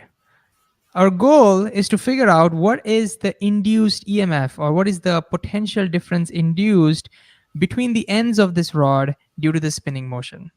Now you may be wondering, why are we spinning a rod in a magnetic field? Well, that's what physics is all about. We come up with some unrealistic situations, but to help you strengthen your concepts. All right, so the rod is spinning. Let's say it's spinning with some angular speed omega. The immediate question I have is, why would there be a potential difference induced? What's going on over here? This is something we've talked about in previous videos called motional EMF. And the whole idea is, let's quickly recap. Yeah. Oh. This episode was made possible. Only a few elements. Quickly recap. So EMF is electromagnetic force, I guess. If you have a rod, which is, let's say, not spinning, but let's say it's moving in a magnetic field, then this conducting rod has electrons inside of it. And now these electrons are moving inside a magnetic field. And we know that moving charges experience a... Okay, let's try to predict it. So trigger finger towards the screen, let's assume. Wait, it's moving up? Let's quickly recap. If you have a rod, which is, let's say, not spinning, but let's say it's moving in a magnetic field. Okay, it's moving up. Trigger finger pointing up. The X's means the magnetic field moves into the screen. So thumb is into the screen. Therefore, middle finger points to the right. So the force is going to be to the right. So what's going to move to the right? The electrons? What about the protons? So the right-hand rule applies to electrons, I think. So the electrons move to the right, and therefore there's going to be a negative potential on the right relative to the left. Then this conducting rod has electrons inside of it. And now these electrons are moving inside a magnetic field. And we know that moving charges experience a Lorentz force given by F equals Q times V cross B. Okay, so V cross B, and that's why the middle finger, V cross B, is the right-hand rule.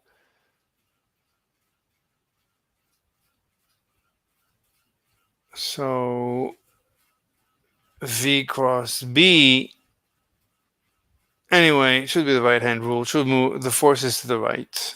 And so these negatively charged electrons inside the conductors are all going to experience a Lorentz force. Can you quickly pause the video and think about what direction that Lorentz force would be? To the right. Okay, so the force would be in the direction of V cross B. So V is upwards and B is into the screen. So if I were to draw that to show you from some angle, upwards into the screen, then when you do V cross B, you have to take your right hand and you use your four fingers to cross it in this direction, V cross B. And when you do that, you get your thumb points towards the left. Oh, really? So I guess it's the wrong right-hand rule. So, okay. So this right-hand rule, the correct right-hand rule, is that it's V cross B and the thumb is to the left. Okay. V cross B. Okay. Which means the force is towards the left. But that's for a positive charge. Because oh. So there's the second right-hand rule for the negative charge. Okay. Because electrons are negative charge, this means the force would be towards the right. And so the Lorentz force acting on them would be towards the right. And as a result of that, all these electrons will start migrating to the left side, giving you a negative charge and leaving behind positive charges on the left side. And there you go. Because there's a charge separation, there's an electric field generated, induced, and that produces a potential difference. And in the previous video, we derived the expression for that induced potential difference. We called it the motional EMF, but it's the same thing. It's actually the potential difference due to charge separation. And we derived it to be the product of B, L, the length of the rod, times V, where V is the speed of the rod. This simple expression only works when the velocity is That's not V. That's nu or something. perpendicular to the magnetic field, which is the case that we are dealing with right now. And if you need clarity on where this So it's BLV. So the bigger L, the bigger the electric potential. comes from, feel free to go back and check out our videos on motional EMF and videos on induced current inside a wire moving inside a magnetic field.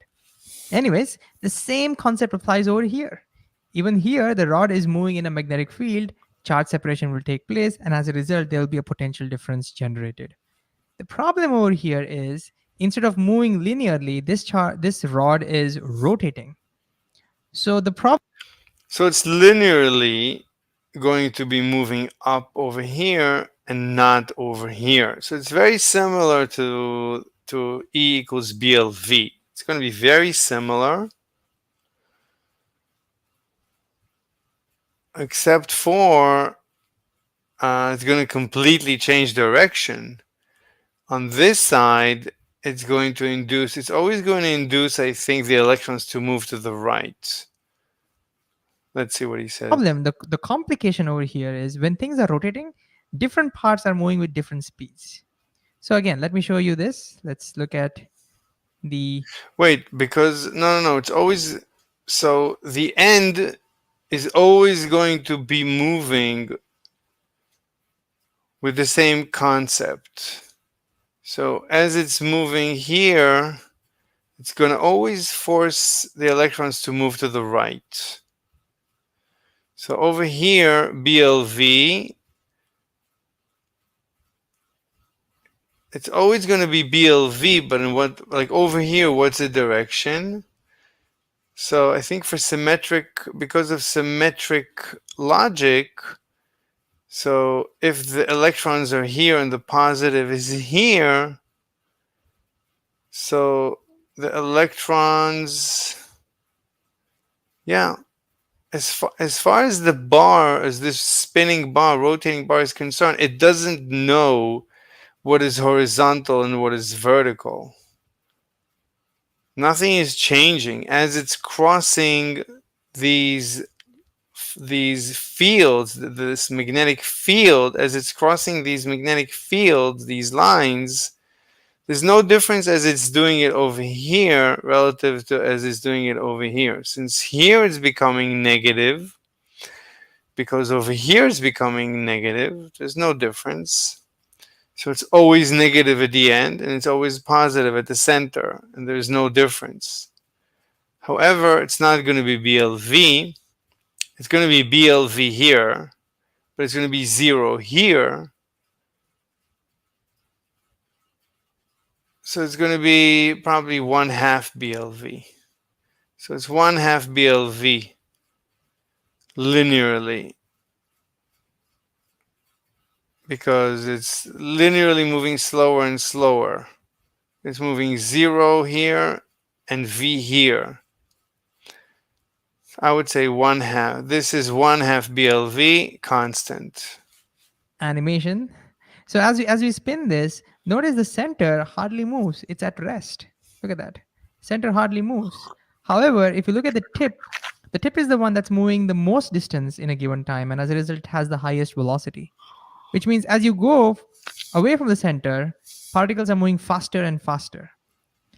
So the way to think about this is different parts of this rod are moving with different velocities. And so what do we do now? How do we figure out what's the EMF? What do I substitute for the velocity? So you can integrate, or you can just do an intuitive solution. It's a linear solution.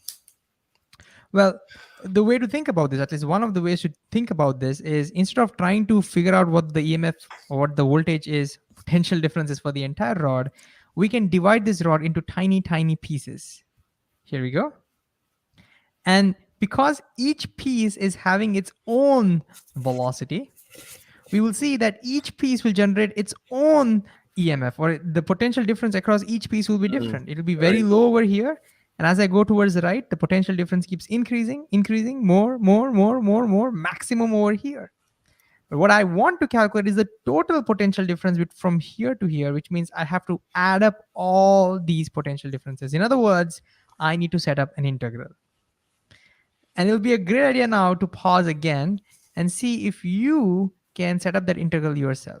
It's an integral of BLV dl. So there's no L. It's BVdl, where V is a function of L. And you have dl from L equals 0 to L equals L. So it should be I would say 1/2 BLV.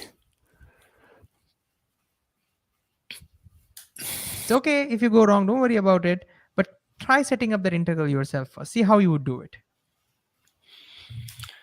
So the electric potential is equal to the integral of BV of L dl from L equals 0 to L equals L.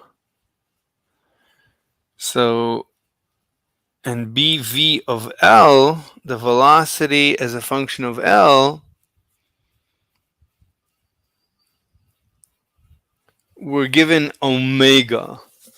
So as a function of omega, anyway, this is too much. Okay, let's set up the integral. So the whole idea behind setting... We need to convert omega to V. So omega R, R is L. So omega L is equal to V. And L is the independent variable.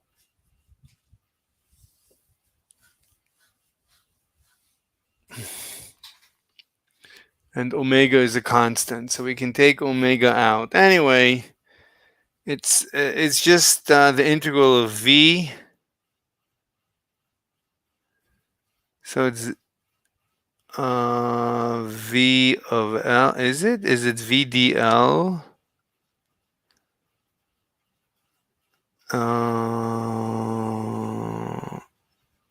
But it's omega L. So it's just the integral of L. The integral of L is L squared over 2. It sounds like it's L squared over 2. Setting up the integral is because different pieces are having different potential differences generated. Let's just concentrate on one of these pieces, find out how much potential difference that tiny infinitesimal piece generates, and then integrate it. So let's pick one piece at random. So let's say I want to concentrate on this piece. All right. This one, let's say, okay. At some distance, so this piece is at some distance from the center. Let's call that distance x, the most favorite variable, okay? And now the length of this piece matters in our formula. That length would be the length of this piece. We're only concentrating. So DL. Since this is an increment in x, we'll call the length to be dx. So if you use the variable to be, say, r over here, this increment would be dr. Okay, you have to use the same variable. All right, so now let's only focus on this piece and think about what's the potential difference generated over there. That potential difference, it's the same thing as the EMF, different words, same thing. That potential difference is going to be the magnetic field, B, times the speed at which this thing is moving. We don't know what that speed is, but let's just put that, times the length of that, and the length of that is just dx. And now since we want the total potential difference, we integrate this. So the total potential difference will be... So, but you're not going to change V into omega x? An integral from where to where? So we are integrating. So B comes out, it's a constant. V stays in because it's a function of x and dx. With respect to x. So ask myself, what should be the minimum and the max value of x? Well, I want to start from here, so x equals 0. And I want to end up over here where x equals f. X equals L. I need to integrate this, B times V times dx. And we can remove all the constants out. So B is a constant. The magnetic field everywhere is the same. So I can pull that out. What about the velocity? Is that a constant? Is it the same for each The velocity is omega x. and every piece? Not at all. The whole reason we are integrating is because the speed is not the same. So the speed stays inside the integral. And now I need to figure out an expression for speed in terms of x, because you're integrating with respect to x. Clearly, V is a function of x. V depends on x, right? If x is very small, V is very small. If x is very large, V is very large. So V depends on x. I need to figure out what that connection is. Can you pause the video and think about what that connection would be? Omega x. And while you're at it, once you get that, try integrating and see what you end up with yourself. Okay, so the connection comes from mechanics and circular motion. We've already seen before, a long time back probably, that if an object moves some distance s in a circular path and the angle covered is theta in radians, then the connection between them s equals r theta. So if you divide now both sides by time, this becomes the linear velocity or the speed, and this now is the angles covered per second becomes omega. And so the connection becomes V equals r omega. In our He explains it very well. case, r becomes x. And so clearly you see as r increases or as x increases, the speed increases exactly what we predict. So we can plug that in over here now. So for our piece, that velocity V is omega x going to be r times omega. So it's going to be x times omega times dx. times dx. Omega is a constant. So omega is a constant that comes out, and now we can integrate. We're integrating from 0 to L. So if I pull that omega out, we have to B omega times the integral x dx. So it's x squared over 2. integrate x dx, and integral of x dx is x squared by 2. So what we end up with now, move this a little bit up. So V equals B, that omega gets pulled out, B omega x squared over 2 times x squared by 2. So x squared by 2. from 0 to L. And we put the limits from 0 to L. So when you substitute With 0 at 0, at L, it's L squared over 2. Okay, so that's the answer. the upper and the lower limits and we subtract, we will end up with B omega B omega L squared over 2. L squared by 2 minus 0. We'll end up with L squared over 2. And so that is the expression for the voltage that gets induced, or the EMF that gets induced, or the potential difference. Basically, this is the potential difference that gets induced. Okay, shall we quickly try one more problem? And I want you to give it a shot. Very similar problem, magnetic field, constant uniform field. And instead of a wire, this time we have a disk of radius r. And that disk is spinning. And the question is, what's going to be the potential difference between the center of that disk and the edge of that disk? Can you pause and think about what that?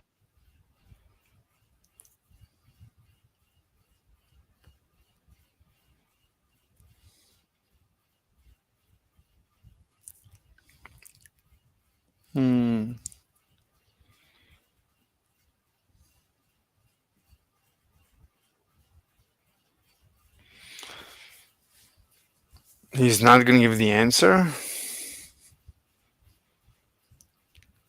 I'm wondering if it's the same.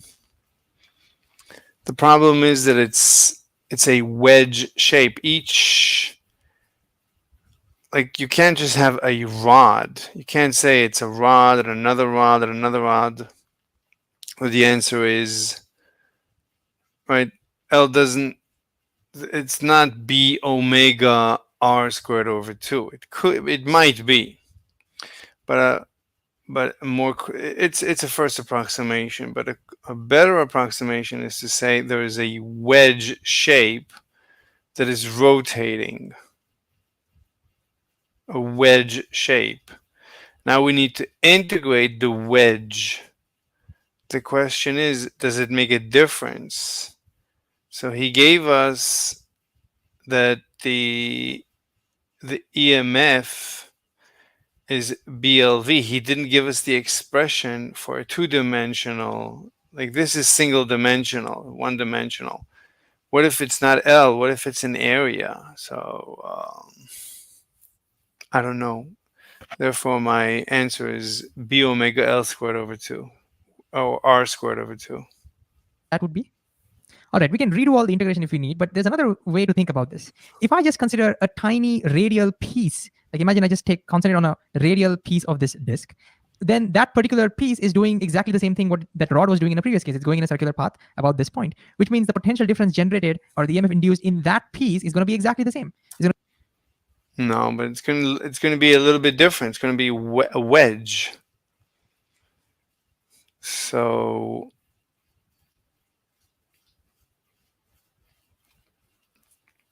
I don't know. It's going to be b omega, and the L is going to be r now. So it's going to be b omega r square over 2. And the beauty is, if I choose another radial piece like this over here, that piece is also doing the exact same thing. It's also spinning. That should also have the same potential difference, which means if I choose various pieces, if I divide this disk into tiny, tiny radial pieces. But you can't. That's not, you cannot divide it into rods.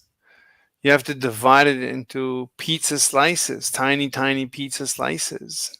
Each piece should have the exact same potential difference. No, you don't know that.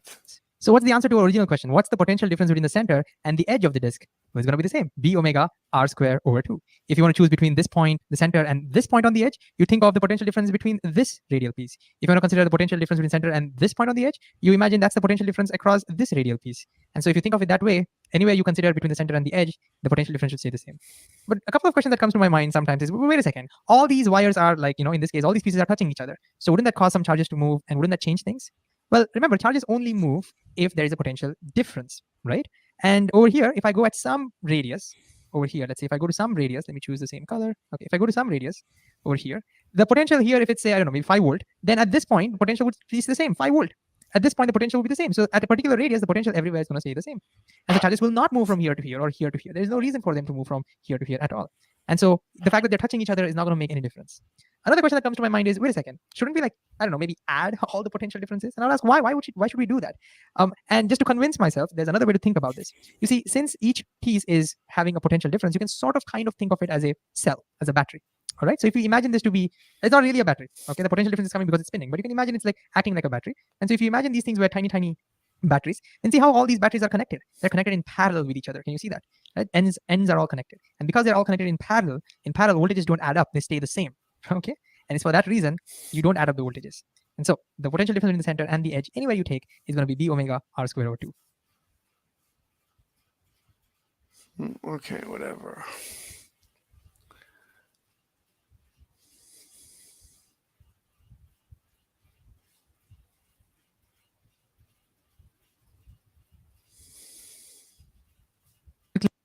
Quickly recap.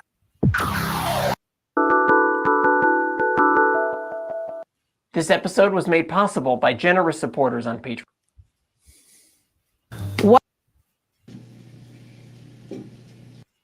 Today, we're going to understand magnets and magnetic fields, and we're going to do it with hands-on demos of magnets and electromagnets. Today, we're going to tackle the question, how do magnets work? Hello, welcome back. Today we're going to conquer the topic of visualizing magnetic fields. So we have several goals here. The first one is to talk about the magnetic field that surrounds a magnet and try to understand its shape on a sheet of paper, but also in 3 dimensions, so that we can move into our second goal, which is to talk about how magnets influence each other in terms of attracting and repelling each other. And then, of course, we're going to wrap it up. I have a bunch of test equipment here. We're going to drive an electromagnet, and we're going to understand how we can use electricity to generate magnetism in a magnetic field. Once we understand the permanent magnets and the shape of the field with several shaped magnets I have, and the electromagnet and how it generates a magnetic field, then we'll go to the board and we will start to write down sort of the current theory as to how magnets actually work. So we have to understand all of this before we can sort of understand how magnets actually function at the quantum mechanical level anyway. So the first thing I want to talk about is what everybody knows and is interested in, and that is that magnets attract and repel each other. So here I have 2 bar magnets. Notice I have a north and a south pole, and you can see that when we get them close together, these guys are, it looks a little bit better this way, that they repel each other. Notice that when you have south facing south, they repel each other. But when you turn it around to a north side of the magnet, then of course it doesn't repel each other anymore. It attracts each other. Now we have a little bit stronger magnets here. Look at these. These influence each other farther away, and they just look magical the way in which they work. So here we have the 2 north sides facing each other. If we put the 2 south sides facing each other, we get repulsion. So like sides of the magnet repel each other, but when we have a north facing a south side, it doesn't repel each other anymore. It attracts. So here we have a magnet attracting and repelling another magnet. If we turn them sideways, we can get similar behavior. South touching north, north touching south, they attract each other, and it's very strong, actually hard to pull apart. But if we turn this around so that we have south and south facing and north facing, then of course this is really impressive and fun to do. They just totally repel each other. You can get, in this case, several centimeters of distance between them there. All right, the next thing I want to do is I'm going to put these aside. We're going to go back to our slightly weaker magnet here. And here we have, I have over here these disc magnets with a hole in them. And even though they're not labeled, there is a north and a south side. It's not labeled, but there's a north and a south side to this. And you can see that these are magnets also, track the magnet there. Now, the interesting thing we can do is we can connect them like a car, and we can actually use the magnet underneath to sort of propel the wheel, so to speak, on the car. So let's see if we can get that to work. And if we kind of push it over here, there's a little bit of repulsion I'm feeling, but then when I get past it here, you can kind of see it kind of like scootering that way. So what's really going on is it's sort of, it's attracting it here, and then when it gets to the middle of the magnet, I'm starting to feel a repulsive force, but when it gets over the hump of the repulsion, then it's kind of pushing it. You can see it kind of like oscillating back and forth right there. That's kind of neat too, actually. You can see that effect right there. Because there's an attractive force right there. Out of the north pole of the magnet, there's an invisible field that is coming out of here and entering into the south pole. Right? You can't see it, but we see its effects by its attraction and repulsion of other magnets and other metals. And the field is actually coming out of the north pole and entering into the south pole. So the directionality makes it a vector field. We use the word vector, it just means it has a direction associated with it. So this field is pointing out of the north pole and it loops around and points in to the south pole. All right, the next thing I want to do is pull out slightly different magnets. These are disc magnets. They're a little bit stronger and they're hollow in the center, and they're pretty strong. You can see how hard that I have to kind of pull to get them to come apart. Actually, it's very difficult. You mostly have to slide them here. So if I put this guy on the bottom here and then put this one on top, then I feel a repulsive force, and you can see it's basically levitating right there. Now, what's neat about this is I can sort of bounce it up and down. I can feel it. It's like very springy. It's like a mattress or something. It's very springy like this. So what we have inside here are the same poles, either both north or both south, and that's why they're repelling each other like this. If I were to flip it over, and then they would be attracting, and they would have opposite poles, opposite attracts in terms of magnetic fields as well. All right, now I mentioned before to you that the magnetic field is exiting or coming out of the North Pole and then coming back around and connecting back in through the South Pole. One thing I want you to remember is that all magnetic fields have to form closed circles, right? They don't just emanate from a point like electric fields do. They form closed loops always, right? And so here's the bar magnet, so that's what we visualize here. So here's another bar magnet to the shape of a cylinder. What I want to do is visualize this field in a three-dimensional shape. Here is iron filings. We're going to do a lot with iron filings, but here is just a fluid-filled box here full of iron filings. So with no magnet inside, you can see what's going on here. Let's drop this thing in here and see what happens. We'll drop it in there and look at what happens there. The magnet, you can see the magnetic field immediately appear. In fact, it's a little more impressive if I close it off here, and you can see it sort of attracting inside of there now. And if I give it a nice little shake, and I'll try to get the angle with a couple of different cameras. So there's sort of the side view there. We can let it go so you can sort of see that. And then we'll do it with sort of the top view there. And so you can see that this is amazing. This is the ether. It's the field is exiting and coming around. You can see the curved nature of the field as it comes and sort of enters into the bottom. So we're going to draw more pictures, but I think this is like the best thing that I really want you to drill into your head. Look at how the field is very curved like that and kind of like angular and then going into the bottom. So if you can imagine these lines coming out of the top and then flowing into the bottom, then the next thing you need to know is that the magnet is the strongest, or the magnetic field is the strongest where these field lines are concentrated. So you can sort of see, actually, well, I'm going to go and let it do its thing, but you can kind of see that the bunching up is starting to happen near the ends. So if you can imagine all of these lines entering into the pole, then they're all going to get crowded near the pole, either the north or the south pole. And the more crowded or the more dense those field lines are, the stronger the field. I'll say that again. The more crowded or dense the magnetic field lines are, is where the magnet is the strongest. And you can kind of see it now that I've just sort of let it settle right here. You can see along the bottom a really nice curve. You can see that sort of the curved magnetic feels like less dense there, but near the poles, everything is bunched up. That's because there's more field lines kind of concentrated there, and so a higher field strength. If you want to know the word of the day, which I love this word, when we talk about magnetic fields and electric fields also, we talk about the flux density. When you hear about something, you hear the term flux density, it just means the density of the field line. See, these lines are called magnetic flux. It's got a cool name, magnetic flux. So the flux density is just how many lines are in just like regular density. Flux is just how many lines cross an area. The density. Flux is the density of these lines. In a volume, or you can talk about surface area if you're talking about the lines cutting through a surface area. So flux density, let's talk about field lines penetrating a surface area there. And so the flux density is highest where these field lines are entering into a pole because they're crowded and concentrated over a smaller area. But out away from the pole, they're more spread out, and so the magnet is less strong or less intense near the sides, and more intense or more strong near the poles. All right, so far we've had magnets attracting or repelling other magnets. Now we also want to play with other situations here. So here we have some paper clips. These are coated, so they're colorful, but inside, of course, they're metal paper clips. And then we can take the magnets, and actually, even though these are not magnetic, you can see they're not attracting each other. We can obviously use a magnet to lift them up. Now, this is a pretty weak magnet. It still works pretty good. Let's grab our stronger magnet and see how that looks. Which kind of works pretty well. Wait, what are these notifications?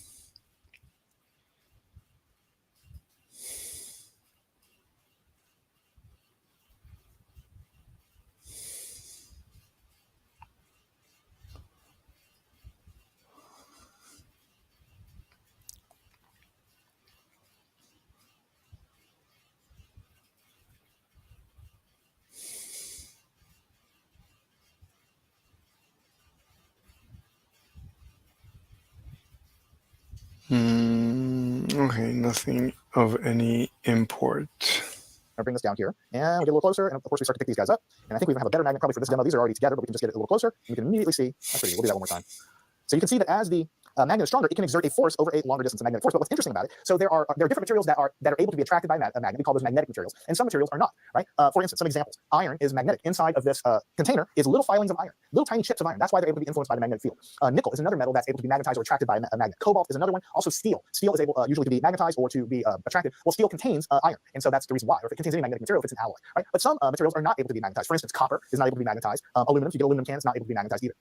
All right, so here I have some copper wire. There's no insulation on this, so that's why it looks beautiful in copper. We're actually going to use this wire later to make our to run an electric current and see the magnetic field that surrounds the wire. That's why I have it out. And here we have our paper clips. Now, if I run, of course, the magnet over the paper clips, of course they attract, but I can run my magnet along the copper all day long, and nothing happens. It's not magnetic at all. This is the more strong magnet I have. It's just not affected by it at all. Aluminum is the same way. Now, I'm not going to explain in great detail why certain metals are able to be magnetized and aren't. I will tell you that all of magnetism is a quantum mechanical effect. It has to do with the electrons, which are in the atoms or surrounding the atoms, and specifically it has to do with what we call the spin of the electrons. I don't want to get too much into it now. I'll touch on it later, but there's a characteristic of electrons called spin, and when the spins are all aligned in the material, then we can magnetize the material, or if they're able to be aligned in the same direction, right? But when they're unable to be aligned, then you have random directions of electron spin, and so you don't see any observable magnetism from the outside, from a macroscopic point of view, from the whole substance. And copper and aluminum and some of the others are not able to be spin aligned from the outside like this, whereas whatever this paperclip is made of, probably steel or something, are the electrons that are in there. It's not magnetic now, but when we bring the magnet close to it, it's able to align the electron spins in these paperclips, and then so they become magnetized, and of course magnets can be attracted, and so it attracts, right? Now I have something else I want to attract in metal. I just think they're neat.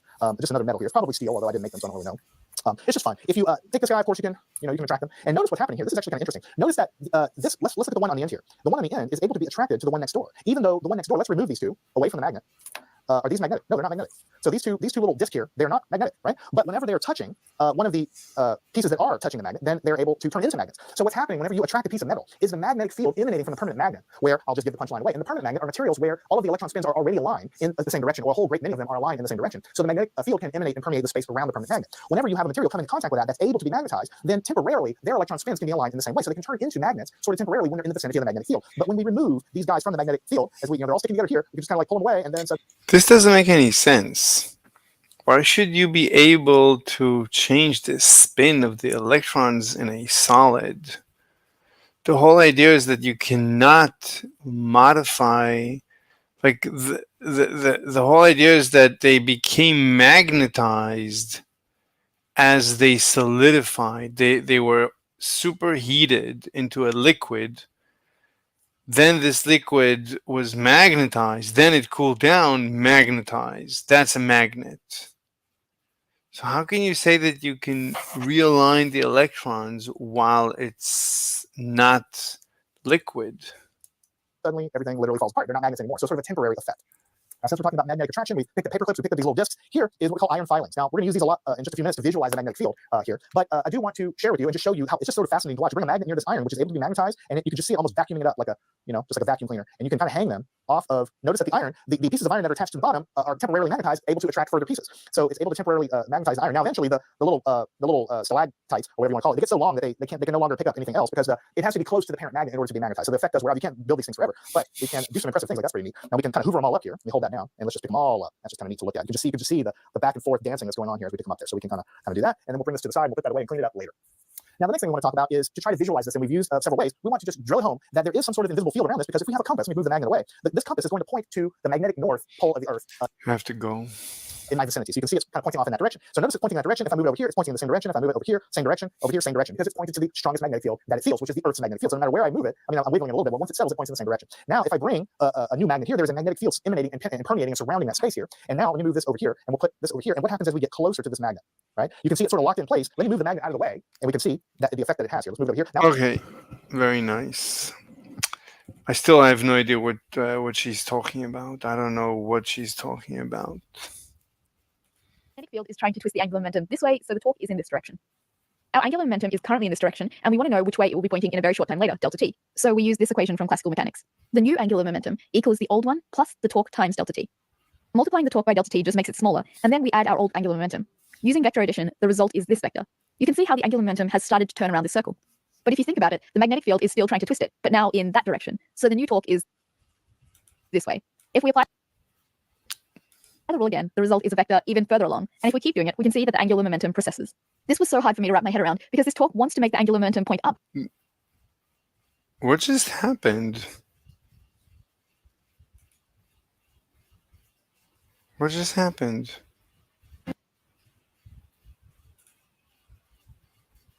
Angular momentum measures how much something is rotating for a very brief twist.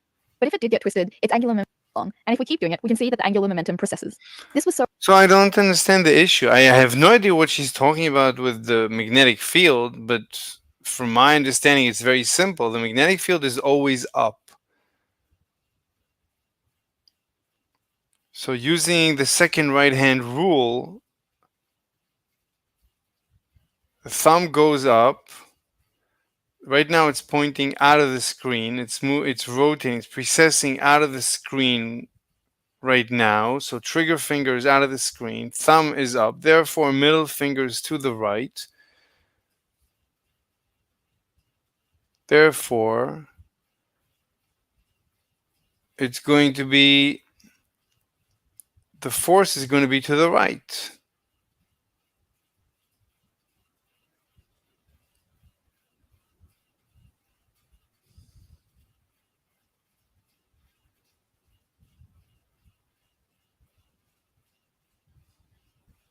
Which is a centrifugal or centripetal force.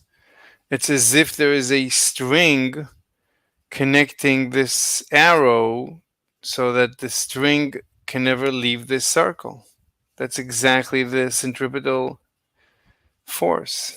So hard for me to wrap my head around because this torque wants to make the angular momentum point up, but it doesn't make it. No, it doesn't. What are you talking about? What is she talking about? I don't understand. What torque is she talking about?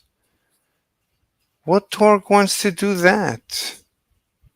What torque? What? I don't know where, what? What torque wants to do that? Well, I don't know. The magnetic field is up.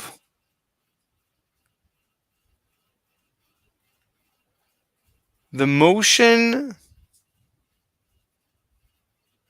So I'm assuming it has a motion because magnetic field doesn't have any effect. One second. This is a bar magnet. So what she's saying? Oh, okay. She's saying this is the North Pole. So this thing, the magnetic field wants to rotate it up. Oh, okay. So this has nothing to do with anything. She's just saying if this was a bar magnet, if this was a spinning bar magnet, then it would want to align with the magnetic field. It wants to twist it in this direction.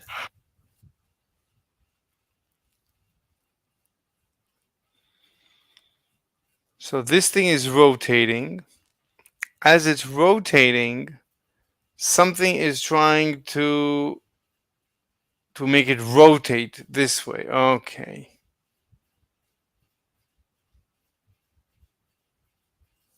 So this is like a bicycle wheel.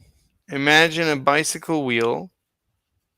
This is very similar to a bicycle wheel that precesses.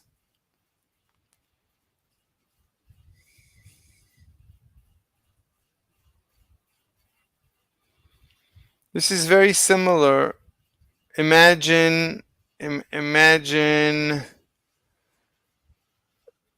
basically you're turning to the left. Imagine you're riding your bike and you're leaning to the left so that using the right hand rule, your thumb points at this axis so that you're moving into this, you're riding your bike into this screen while banking left.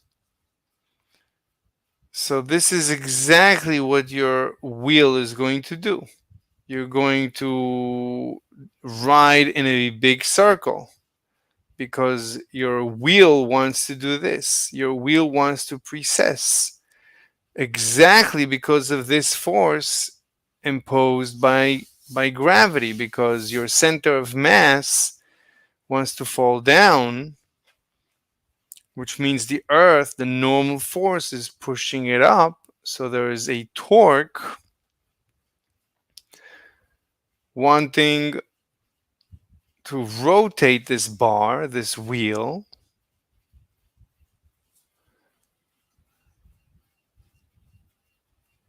So you're going to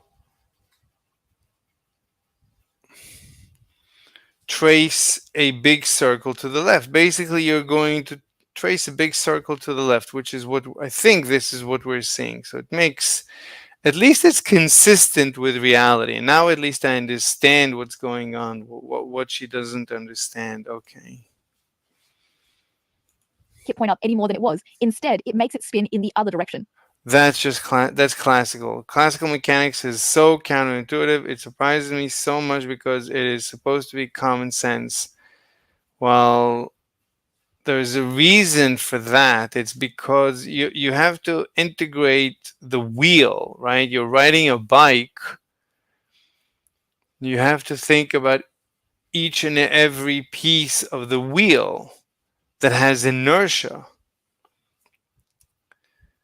So imagine there is a wheel and you are trying to make the angular momentum point up, but it doesn't that's what you're trying to do to the wheel as it's rotating. So let me see if I can find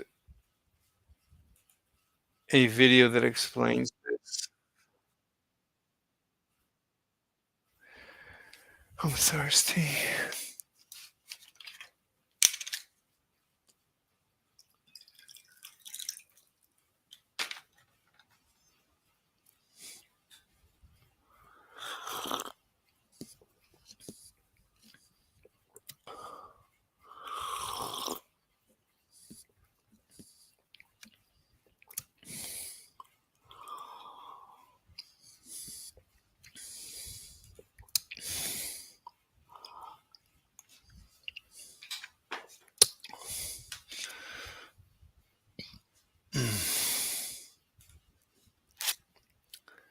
Okay. So all we want is to see the explanation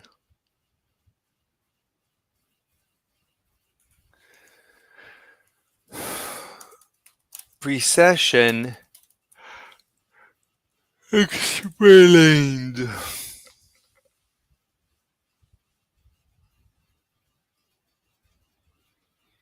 Let's see. Of the phenomenon of gyroscopic precession and how you can predict and calculate the effect by using angular momentum vectors. But no matter how good you get at calculating these vectors, and no matter how many times you do those calculations, you might be left feeling that the spinning wheel demo seems totally amazing and weird, or that these vector explanations are completely unintuitive. I sure did. So I made this video to share how I intuitively understand gyroscopic precession. We're going to start out considering satellites in orbit, but don't worry, we'll be back to the bicycle wheels soon enough. If you've played Kerbal Space Program much, this will probably be even easier to understand. So here's a single satellite in a perfectly flat circular orbit. What happens if we push up here and push down here? To be more specific, we're going to push up and down on the satellite as it passes these 2 points. If you forget that the satellite is in motion and just imagine that its orbit is a giant hula hoop, you would expect the orbit to tilt. Like this. But This is very good. This is very good. So if it was just a hoop, that's what you'd expect. But it's not a hoop. It's a rotating hoop. Not what actually happens. Let's think about the satellite again. As it passes this point, we push up on the satellite. Pushing up on the satellite doesn't cause it to teleport upwards and then continue moving in the same direction. It just gets sent flying in a different direction. And if you trace out the path that it takes, the orbit is tilted like this. Now keep in mind that the forces we applied on the satellite were equal and opposite, so they combine to form a twisting force around this axis. But we can clearly see that the orbit was tilted around a completely different axis. Now before we continue... This is very good. So we applied a torque like the one on the left, but we got a change in angular momentum like so. So we applied this one, we got, right, if you use the right-hand rule, we applied the right-hand rule with our thumb towards the earth. Our thumb is on the left towards the earth. And we got our thumb towards the earth 90 degrees from there with the direction of the rotation. Make sure you're completely comfortable with this idea. But this makes sense, right? So you push it up, this is what you get. It moves up. You push it down, it goes down. This is exactly as you expect. Now, why Why is it doing that? Why, when you push it up, does it go up? Well, because right now it's moving in a straight line. Think of a straight line. If it was moving in a straight line and you nudged it just a little bit upwards, you'd expect it to go a little bit up in a straight line. So this is called a geodesic. It's still a straight line. As far as it is concerned, it's moving in a straight line. Now, before we continue, make sure you're completely comfortable with this idea. Pushing up on the satellite here causes the orbit to tilt like this. Feel free to pause the video, rewind, or even go ahead and play Kerbal Space Program until you get the idea. Now, let's look at the classic example of a bicycle wheel suspended from a rope. A bicycle wheel is obviously a solid piece of rubber, but I'm going to replace it with individual balls of rubber. It makes no difference to the end result, but it makes it easier to think about. Gravity is pulling down on the wheel here, and the rope is pulling up here. These forces combine to produce a twisting force, called a torque, trying to twist the wheel this way.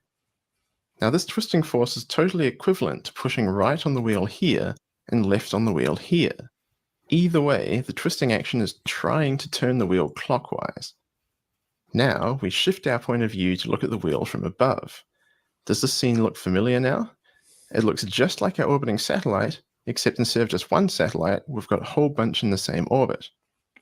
But once again, this makes no difference. As the rubber balls get pushed up and down, they get diverted into a new path, rotating like this. Now, of course, I've made some simplifying assumptions here. In reality, the torque is applied via the bearings in the hub of the bicycle wheel, rather than via magic force arrows, and the force is probably spread out around the hub rather than applied at just two.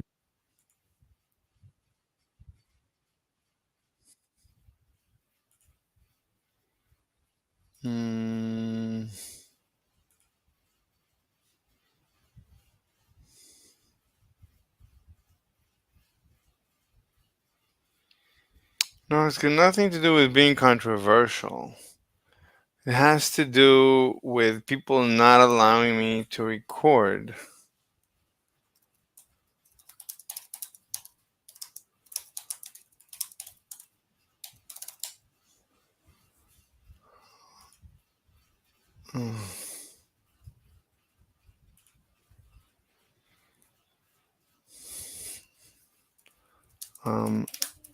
Streaming. Streaming in the rain. Streaming in the rain. I'm streaming. What Points. But once again, it turns out that none of this makes any difference to the end result. This is a very good explanation. Very good. How many subs? Only 3,000. No matter how you apply torque to a rigid body, the end result only depends on the total torque applied. So I think the model I've shown is as good as any, and I hope it's nice and easy to think about intuitively. So that's it. Please do let... She is completely dysfunctional. She's bedridden. Depends on the total torque applied. So I think the model I've shown is... She's bedridden. She cannot get out of bed. She has long COVID, the worst case of long COVID I've ever seen. Her name is Physics Girl, I think. Let me see, Physics Girl. So I got this fancy top called a Phi top, which is just an 3.3 million subscribers, and she's gone.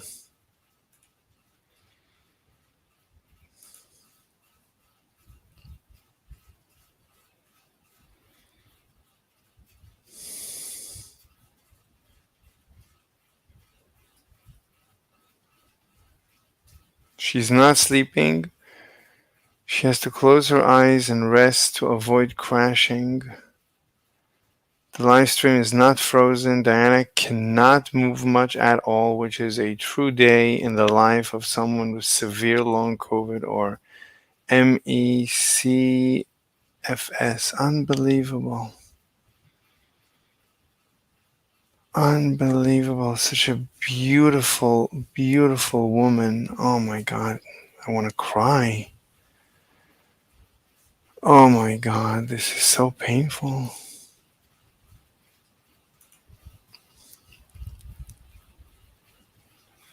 And this is 8 months ago. When was the live? 2 months ago. I watched it up to this point.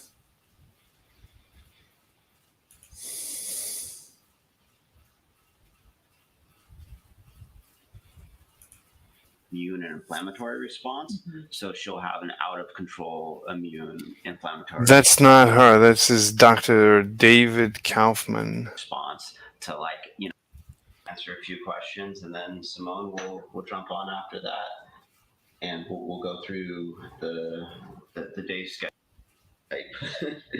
Person, I made like a spreadsheet with, you know, all of the nutritional. Unbelievable. Wow. Diana is in bed and is not sleeping. She has to. Oh my God. This is. Oh my God. This is unbelievable. Oh my God. This is unbelievable. Oh my God. Learn to do in order to. Oh my God.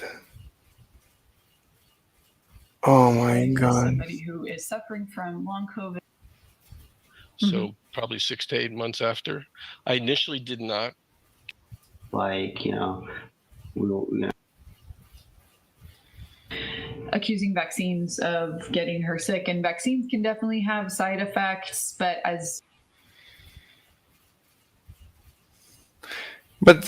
I don't think this is special. When I was I don't think COVID is special. I think this is. Oh, I shouldn't say that word. Jesus Christ. I think this is in general. This is just a general. Okay, I didn't say that. I don't want to talk about that. They're gonna blow up. They're gonna destroy this stream. They're gonna take me offline. These idiots. Forget it. I'm not gonna show it. We cannot discuss it. We cannot talk about it. The gods of YouTube have spake. Okay, so that was precession. Make it point up any more than it was. Instead, it makes it spin in the other direction. So if you put this thing with angular momentum into the Stern-Gerlach machine, so the new torque is this way. If we apply the rule again, the result is a vector even further along, and if we keep doing it, we can see that the angular momentum precesses. This was so hard for me to wrap my head around because this torque wants to make the angular momentum point up, but it doesn't make it point up any more than it was. It wants to twist it. It wants to twist it, but wanting to twist something that is rotating, it's nice that you want to twist it. You want to twist it towards the page with the torque is into the page, but it ends up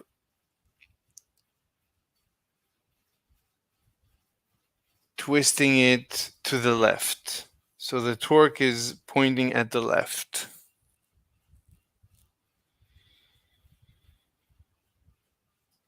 The effective change in L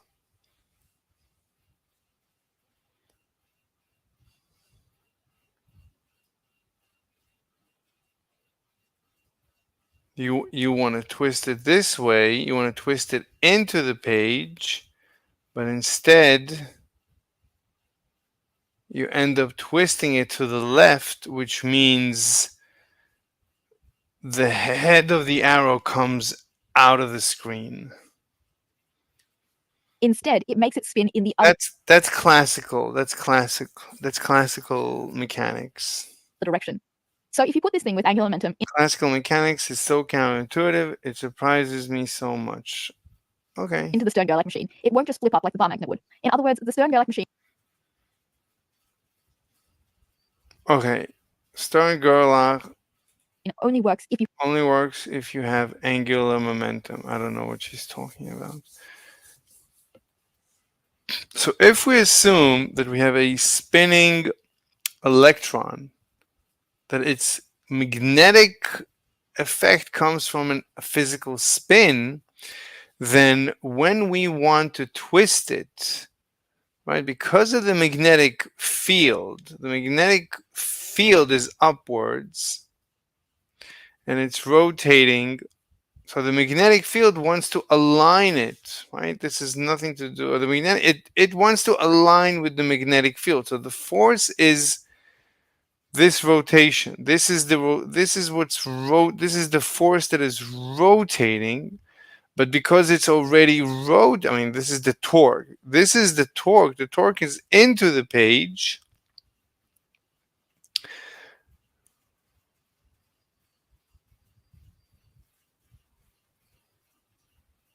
I wish they would test it with tiny, tiny, tiny spinning magnets and see what happens. Because they can have very, very, they can have a tiny, tiny, tiny magnet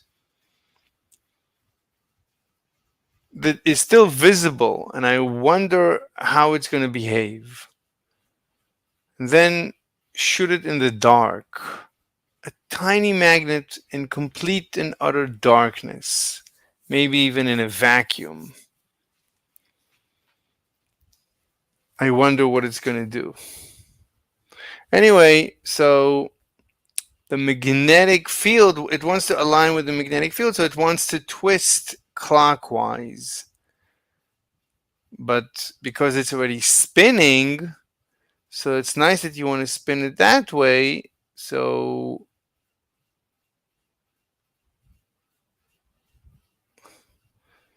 it's not going to spin like you want. Rather,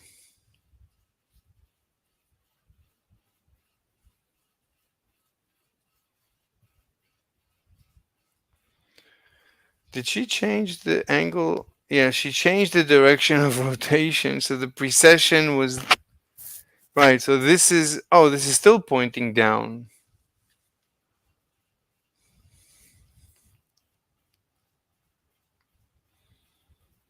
So if you want to twist it this way, you have to follow the rotation and twist it over here.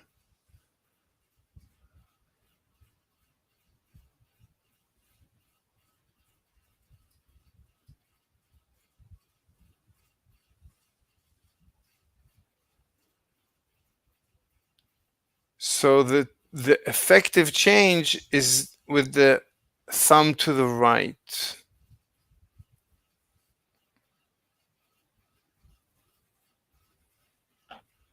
No, something is wrong. I'm trying to rotate it clockwise. Yes, it's exactly the same. So we were trying to rotate it clockwise, and we ended up turning to the left. Why?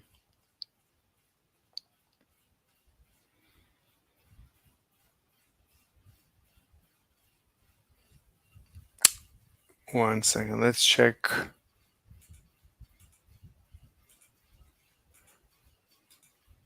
We closed that video. That was not smart. Reopen. No. Reopen. No. Reopen. No. So it should be one of these that's already open.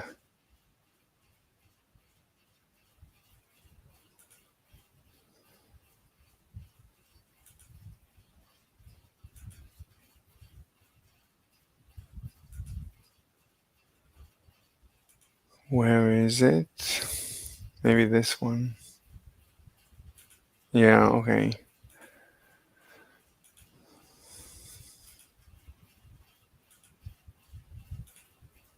This is the physics.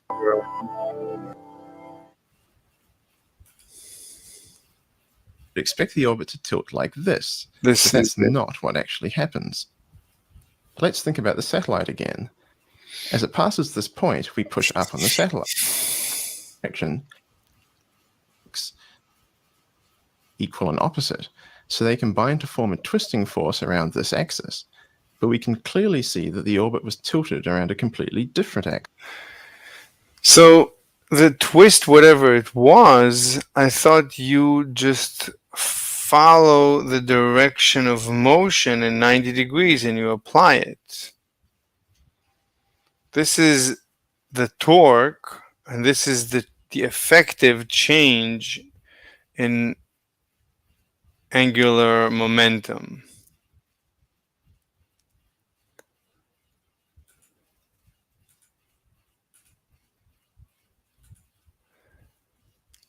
So this was the torque is clockwise, and we have to imagine a spinning wheel. It's spinning thumb to the right down, so it's spinning as if we're banking to the left.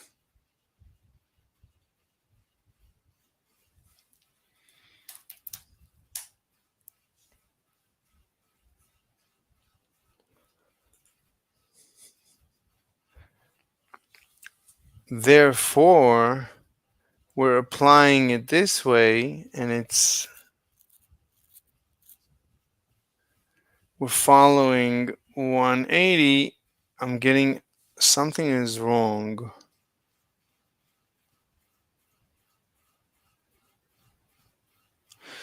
I'm spinning thumb into the screen.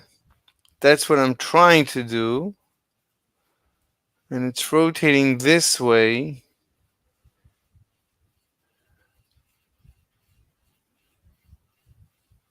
So I'm spinning. It should be this way.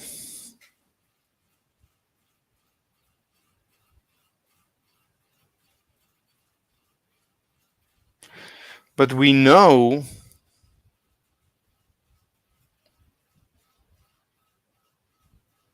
as I'm riding my bike and I'm banking, this is banking to the left. I'm riding my bike and I'm banking to the left.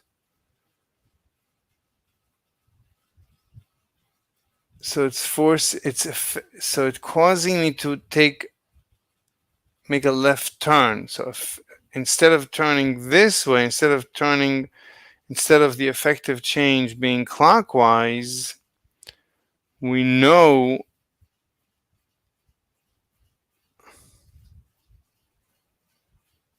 that it's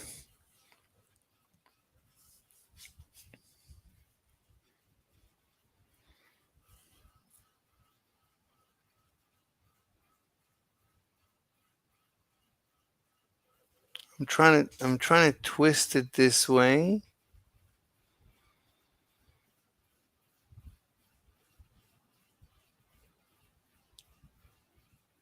Try and twist it this way. And really, it should give me a thumbs up.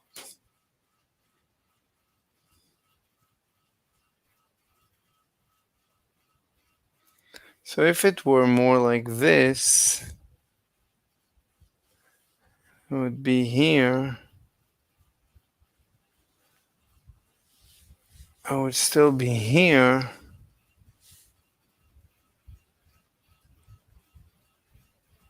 It can't be. It's this way.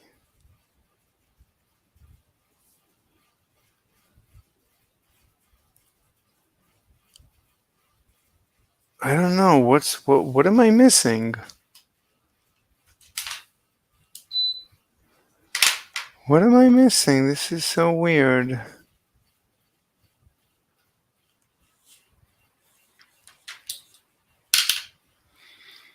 I don't know how.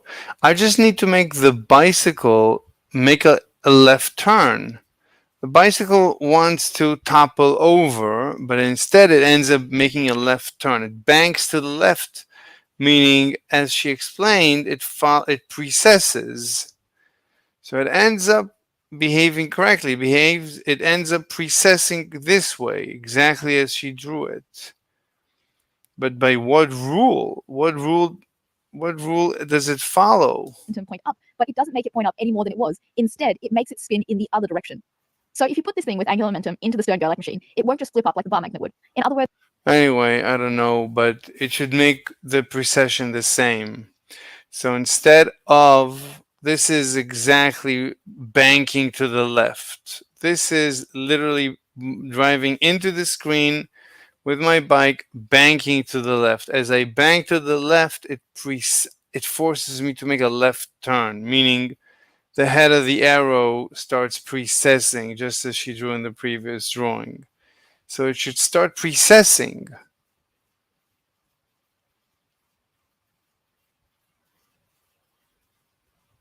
the Stern-Gerlach machine only works if you have angular momentum. When you put a particle of spin in the Stern-Gerlach machine, it does work. And so by this analogy, they should have angular momentum. Being magnetic is not enough. And so if it were purely magnetic, it would just align. They would all align. And as they all align, they all get attracted one way or the other. I don't know. If they all align, they all get attracted just the same. But they don't all align.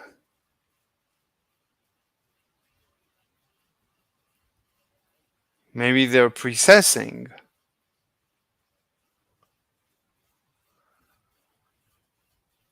They're probably precessing, but if they're precessing,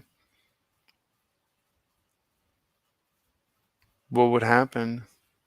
So maybe it is fair to say that spin is an intrinsic angular momentum. But then again, all of this is just an analogy from classical physics. Does Larmor precession even happen in quantum mechanics? I don't know.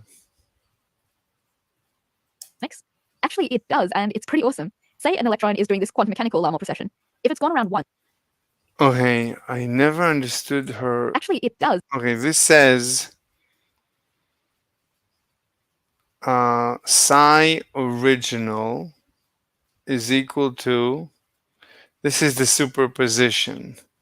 So alpha, so there's some probability that it's up and there's some probability that it's down, and this is in superposition. Both of these realities are superimposed, and they exist simultaneously, which doesn't make any sense, but fine. We don't know, or whatever. And it's pretty awesome. Say an electron is doing this quantum mechanical Larmor precession. If it's gone around once, you'd expect it to be in the same. So now you can assume that it's precessing. Maybe it is precessing. So 2 pi is a complete circle. So one option is that it completed a 2 pi. If it's precessing up, but this is not up, this is a certain direction. If it's precessing, if it's pointing up, then it would not be precessing. And if it's pointing down, it would not be precessing. If it would be pointing, no, if it's pointing up, it's not going to be precessing. If it's pointing down,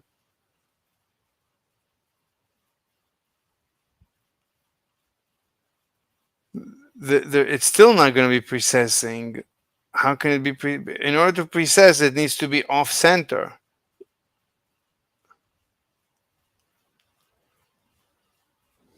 So this is if it's, I don't get it.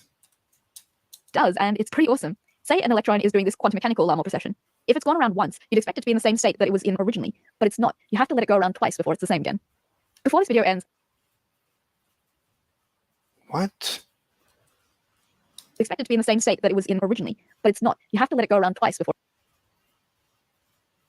Why do you have to let it go around twice before it's in the same position? What do you mean position? Why do you care about the position? This is so, oh, that it has to get back to here because it precesses. Why do you need 4 pi? Why not 2 pi? So in order to get 2 pi, it's negative alpha that it's up minus beta that is down.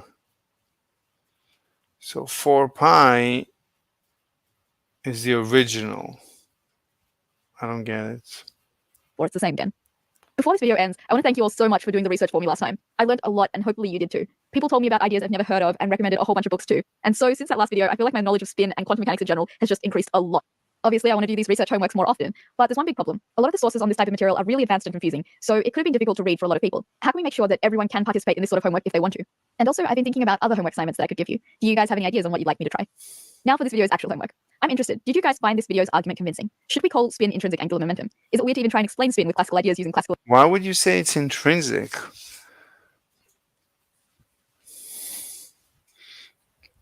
The classical analogies are silly, just the opposite. There has to be, I mean, you have to somehow explain that it's a wave.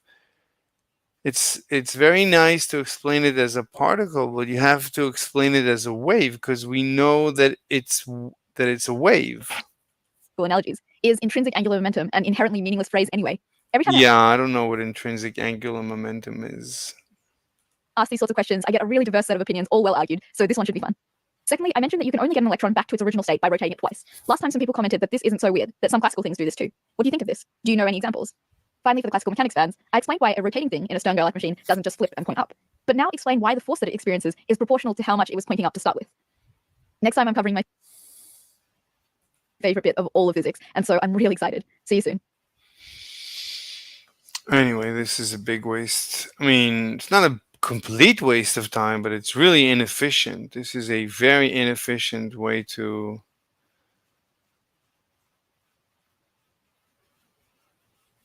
think about these things.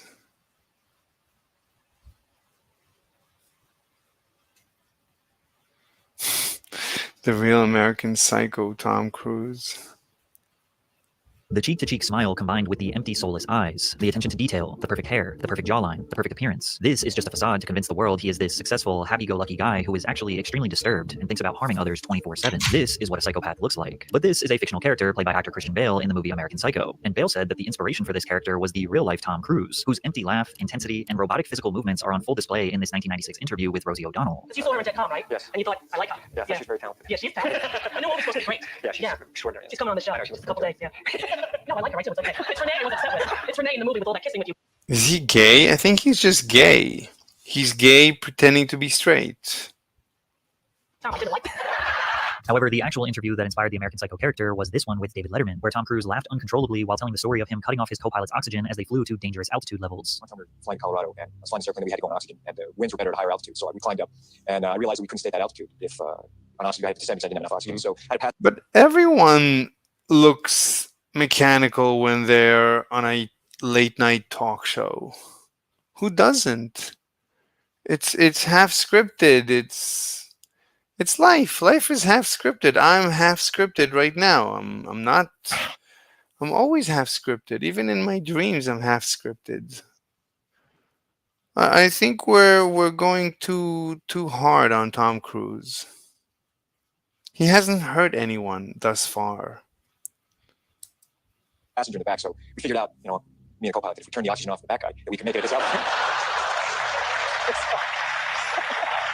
So, I mean, he wanted to go further up, and he didn't have enough oxygen for 2 people or something. What happened? it wasn't dangerous or anything, So I don't know Did he agree? what happened when he turned his oxygen off. He was very quiet. Letterman didn't seem to think this story was as funny as Tom thought it was.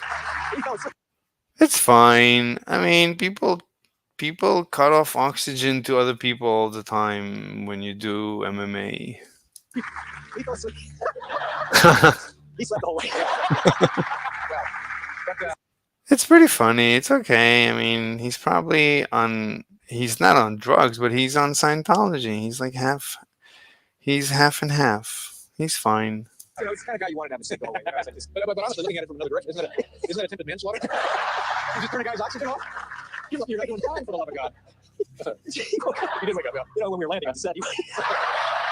As the passenger blacked out after being oxygen deprived for several minutes, Tom finds it hysterical how I doubt it's for several minutes. It's probably several seconds. confused the man was when he regained consciousness, feeling numb and disoriented. Anyway, he was breathing oxygen, like carbon dioxide rich. I think this happens in any enclosed environment.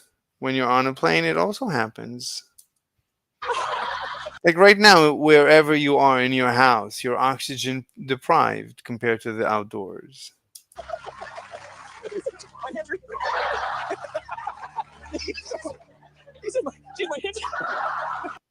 He's laughing uncontrollably. What do you want from him? This is the least mechanical you can get.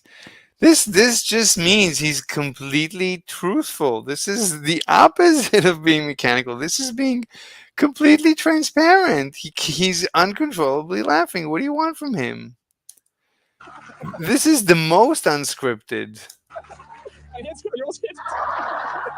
He can't talk. This happened to me many times when I used to give presentations. Oh my God, if I start laughing during a presentation, that's it. That's the end of the presentation.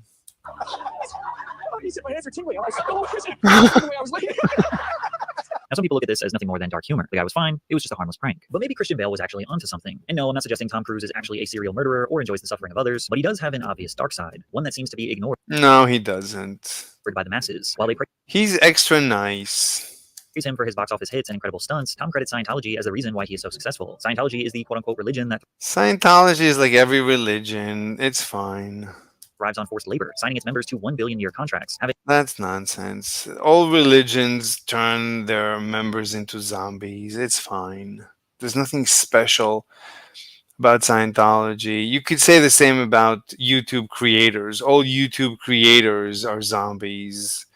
Why? As soon as you belong to any group, you become a zombie. The more you belong, the more of a zombie you are. You could say it like all the YouTube creators. They're basically duplicates. They're all the same. They all make videos. They're all the same. I'm copying Destiny. I'm just live streaming my research. This is an idea that I got a little bit from Destiny. So I'm a zombie. I'm copying somebody. Having an alleged torture camp called The Hole, among other horrible allegations from former members. Thomas Every cult and every religion has its former members that hate it. It's fine. So dedicated to this religion, he abandoned his own 7-year-old daughter and has not seen her in over a Happens all the time. People abandon their children all the time. What are you talking about? You don't need to be a member of a cult to abandon your children. decade. Today, we're going to deep dive into the career of Tom Cruise and try to assess why he is so loyal to the shadowy world of Scientology. Oh, shadowy world. Yeah, very shadowy. It's just a religion. Tom Cruise's life started out as an abused child who was desperate for a purpose. Cruise has described his father as a merchant of chaos, who was a bully and a coward. For me, it was like, there's something wrong with this guy. Don't trust him. Be careful around him. You can imagine that not being able to trust your own father Sounds like a normal dad. when you are a toddler created a difficult and chaotic environment for Cruise. Additionally, when Cruise was 7 years old, he was diagnosed with dyslexia, which made him feel even more isolated and confused. His father could never hold a steady job, which led to the family moving often. They moved from Syracuse, New York to Ottawa, Canada. His father probably also had dyslexia, which is why his father was dysfunctional. In 1971 when Tom was in 3rd grade. By the 6th grade, his parents got divorced, and his mother moved Tom and his sisters down to Louisville, Kentucky. According to Shane Dempler, a friend that went to school with Tom in Louisville, Tom was interested in becoming a Catholic priest. He had a very strong Catholic faith. Dempler said, "We went to mass, spent time in the chapel, and enjoyed hearing stories from the priests. We thought the priests had a great lifestyle, and we were really interested in priesthood. Unfortunately, the boys were kicked out of the school after they were caught stealing alcohol and drinking in the woods." Shane recalled, "The school wrote a letter to our parents saying they liked us both, but would prefer if we didn't return. So we weren't kicked out, just preferred not to go." From there, Tom relocated to another seminary school in Cincinnati, Ohio, after being recommended by a local priest. Tom was instantly hooked, said Father Rich Schneider, who gave the speech that brought Cruise to seminary school. "I think he wanted a good education. With his parents going through a divorce, it was tough on him. That's maybe one of the reasons why he came here." His time in Cincinnati did not last long, as his family would ultimately relocate again to Glen Ridge, New Jersey, where he finished high school. After graduation, Tom knew acting was his future. Within his first year of auditioning for various Hollywood roles, he landed a small part in a film called Endless Love. Tom's handsome look and physique made him stand out amongst his peers, which got him an ancillary role in the film Taps. As a novice in the industry, he wanted to learn everything there was to learn about cinema. The first film that I really got on, which was Taps, I went to every single department and I studied every part of the movie. I went to the camera department, I studied lenses, lighting. I was working with a great cinematographer and Roseman. I studied what producers do, what writers do, what wardrobe does, what the stunt department does, props, sound. I studied every aspect of the film. Tom was obsessed. His work ethic gave Hollywood producers even more of a reason to invest in him. He earned another ancillary role in Outsiders before securing his first lead role in the 1983 hit Risky Business. Risky Business is an 80s mood film that appealed to teenagers at the time. Every generation has a few cult classic coming-of-age films that are not cinematic masterpieces with intricate plots, but capture somewhat of a realistic look of the aesthetic, attitudes, and behaviors of the kids who grew up in that era. The film grossed $60 million at the box office, and he stole the hearts of It was not a good movie, but at that time, it was, I guess, better than the average movie. young people in the USA. Even at the young age of 19, Tom was mature beyond his years, which can be felt during this 1983 interview with Bobby Wygant. What do directors, how do they direct you? Do they work with you a lot, or do they pretty much give you reign? Yeah, they leave me alone. That's, I mean, a director, a good director will listen, and trust his artists after casting them. I've been fortunate. I've really had a lot of room with directors. That's genius. Like once you cast, that's it. You have to trust your actor. Tom holds a very controlled, poised demeanor. Even if he glares at you for a second, you can feel his intensity. He quickly shifts from high-energy laughter to extremely soft-spoken. Tom continued his trajectory as a rising star in Hollywood, and in 1986 he would land a lead role in a classic film that would officially secure him a 40-year legacy. It also ushered him into the controversial church of Scientology. But first, a quick word from today's sponsor, Underdog Fantasy. Week 2 of the NFL on your favorite more creates. Here are my picks for 10. Underdog is dropping a promo. Bonus cash, Joe, Cap Guns, on the pro Tom Cruise over and over again, but we arranged with the Blue Angel. jobs of this list of 1980s war young men for war. Cash and a free pick. Thanks, Underdog. In the 1980s, the U.S. was exhausting all of its resources to push military propaganda and program young men for war. G.I. Joe, Cap Guns, Little Green Army Men, Boy Scouts were resurging in popularity, and of course, the seemingly endless list of 1980s war movies. Writer Jerry Bruckheimer capitalized on the pro-military trend by focusing on the high-octane, action-packed jobs of fighter pilots. Originally, Tom did not want to participate in the film. We were turned down by Tom Cruise over and over again, but we arranged with the Blue Angels back in, I guess, 85 to take him up in a jet, and he came down, he had a great ride, walked up to a payphone, called me up and said, Jerry, I'm in. Tom Cruise played the role of the charismatic fighter pilot, Pete Maverick Mitchell, an all-American patriot who oozes masculinity and charm. The film was a blockbuster hit, earning $357 million at the worldwide box office. So it was in cooperation with the Blue Angels, with the Army or Air Force or something. Tom Cruise was a pop culture superstar. The Blue Angels are Air Force. Aviator sunglasses became status quo late 80s fashion because of him, and the U.S. military had its last year of positive growth after the movie was released. But behind the scenes, Tom was actually struggling. When I was 22, when I was making Top Gun, I got the chance to make my dream come true to become a pilot. I thought, this is the time to do it. So I had a couple of lessons, but then I blew it off. I tried to concentrate on what I was reading. Then I'd get to the end of the page and have very little memory of anything I'd read. I would go blank, feel anxious, nervous, bored, frustrated, dumb. I graduated high school in 1980, but I didn't even go to my graduation. I was a functioning illiterate. I loved learning. I wanted to learn, but I knew I had failed in the system. In 1986, the year Top Gun came out, I became a Scientologist. A friend gave me a picture book on Scientology, and through this, I was introduced to the writings of L. Ron Hubbard, who had founded the religion. Mr. Hubbard was also an educator who had been He calls it a religion. So he's aware of the fact that it's a religion. researching the field for decades. He had found that literacy and comprehension levels were declining worldwide. So in the 1960s, he had developed study technology. It pinpoints 3 barriers to learning: lack of mass, you can't learn to fly a plane by just reading about it, you have to sit in the cockpit or at least have a picture of a plane; skipped gradients, trying to master skills or information without mastering or understanding that which comes before them; and misunderstood words, the most important one and cause for stupidity. Once I started focusing on those problems, everything fell into place. Cruise credits Scientology with helping him overcome his learning disability. He is Yeah, Scientology. I've had arguments with Scientologists. It was incredible. I mean, these people. It's like vegans. It's like how vegans train in logic. Scientologists, they train in whatever they train. It gives them powers.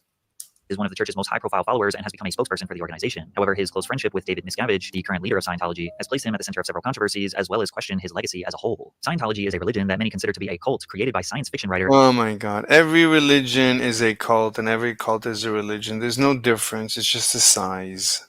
L. Ron Hubbard. According to the Church of Scientology, Ron was a highly trained lieutenant commander in the U.S. Navy who became a war hero that sunk a Japanese submarine, as well as a Purple Heart Award winner due to suffering blinding and crippling injuries through the course of combat in the Second World War. One medical report describes Hubbard as suffering a severe bone infection in the hip and back, forcing him to walk with a cane. Another shows his vision registered at 2100, which according to medical review meant that he could not distinguish facial features until 3 or 4 feet away, could not make out a street sign beyond 10 yards. That's like normal eyesight.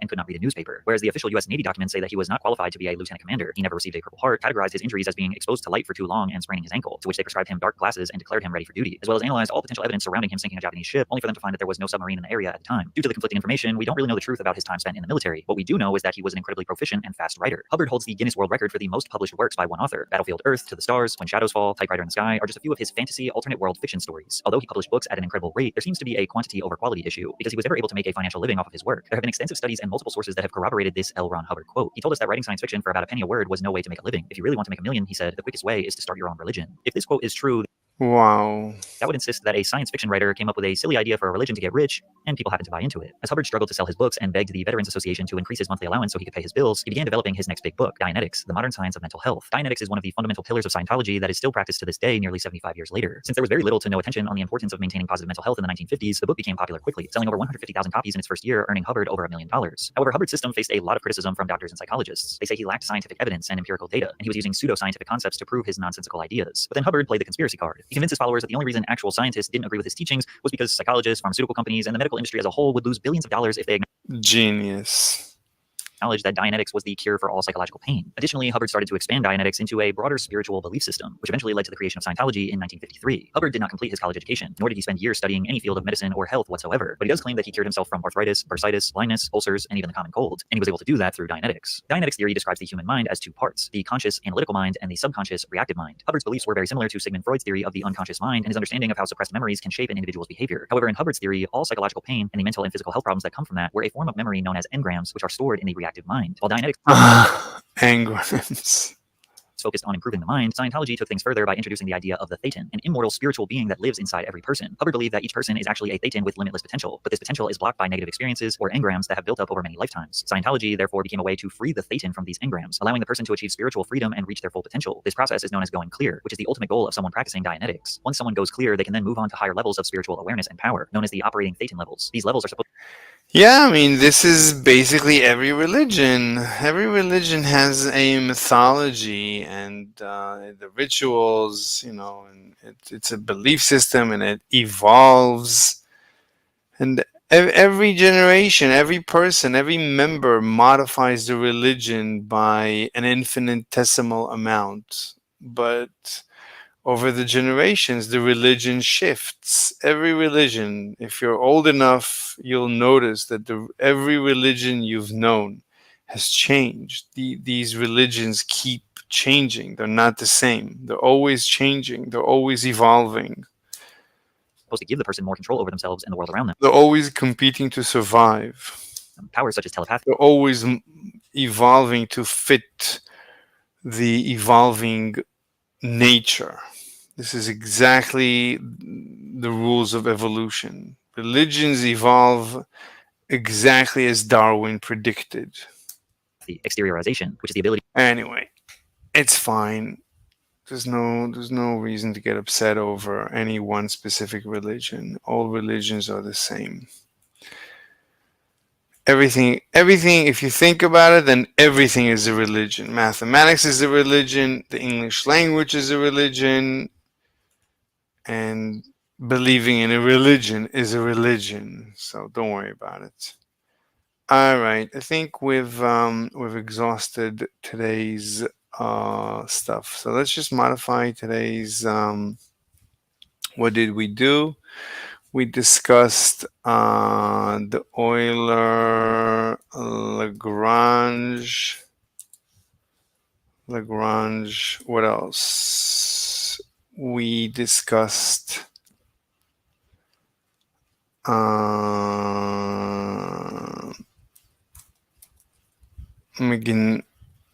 magnetic or magnetism. We discussed spin, classical moment of inertia, whatever, classical spin. And what's his name? Tom Cruise. And Scientology. How do you spell Scientology? Scientology. Even Brave knows what Scientology is. Euler LaGrange. Magnetism, classical spin, Tom Cruise, Scientology. All right. Okay, everyone. Thank you. See you tomorrow. Bye-bye.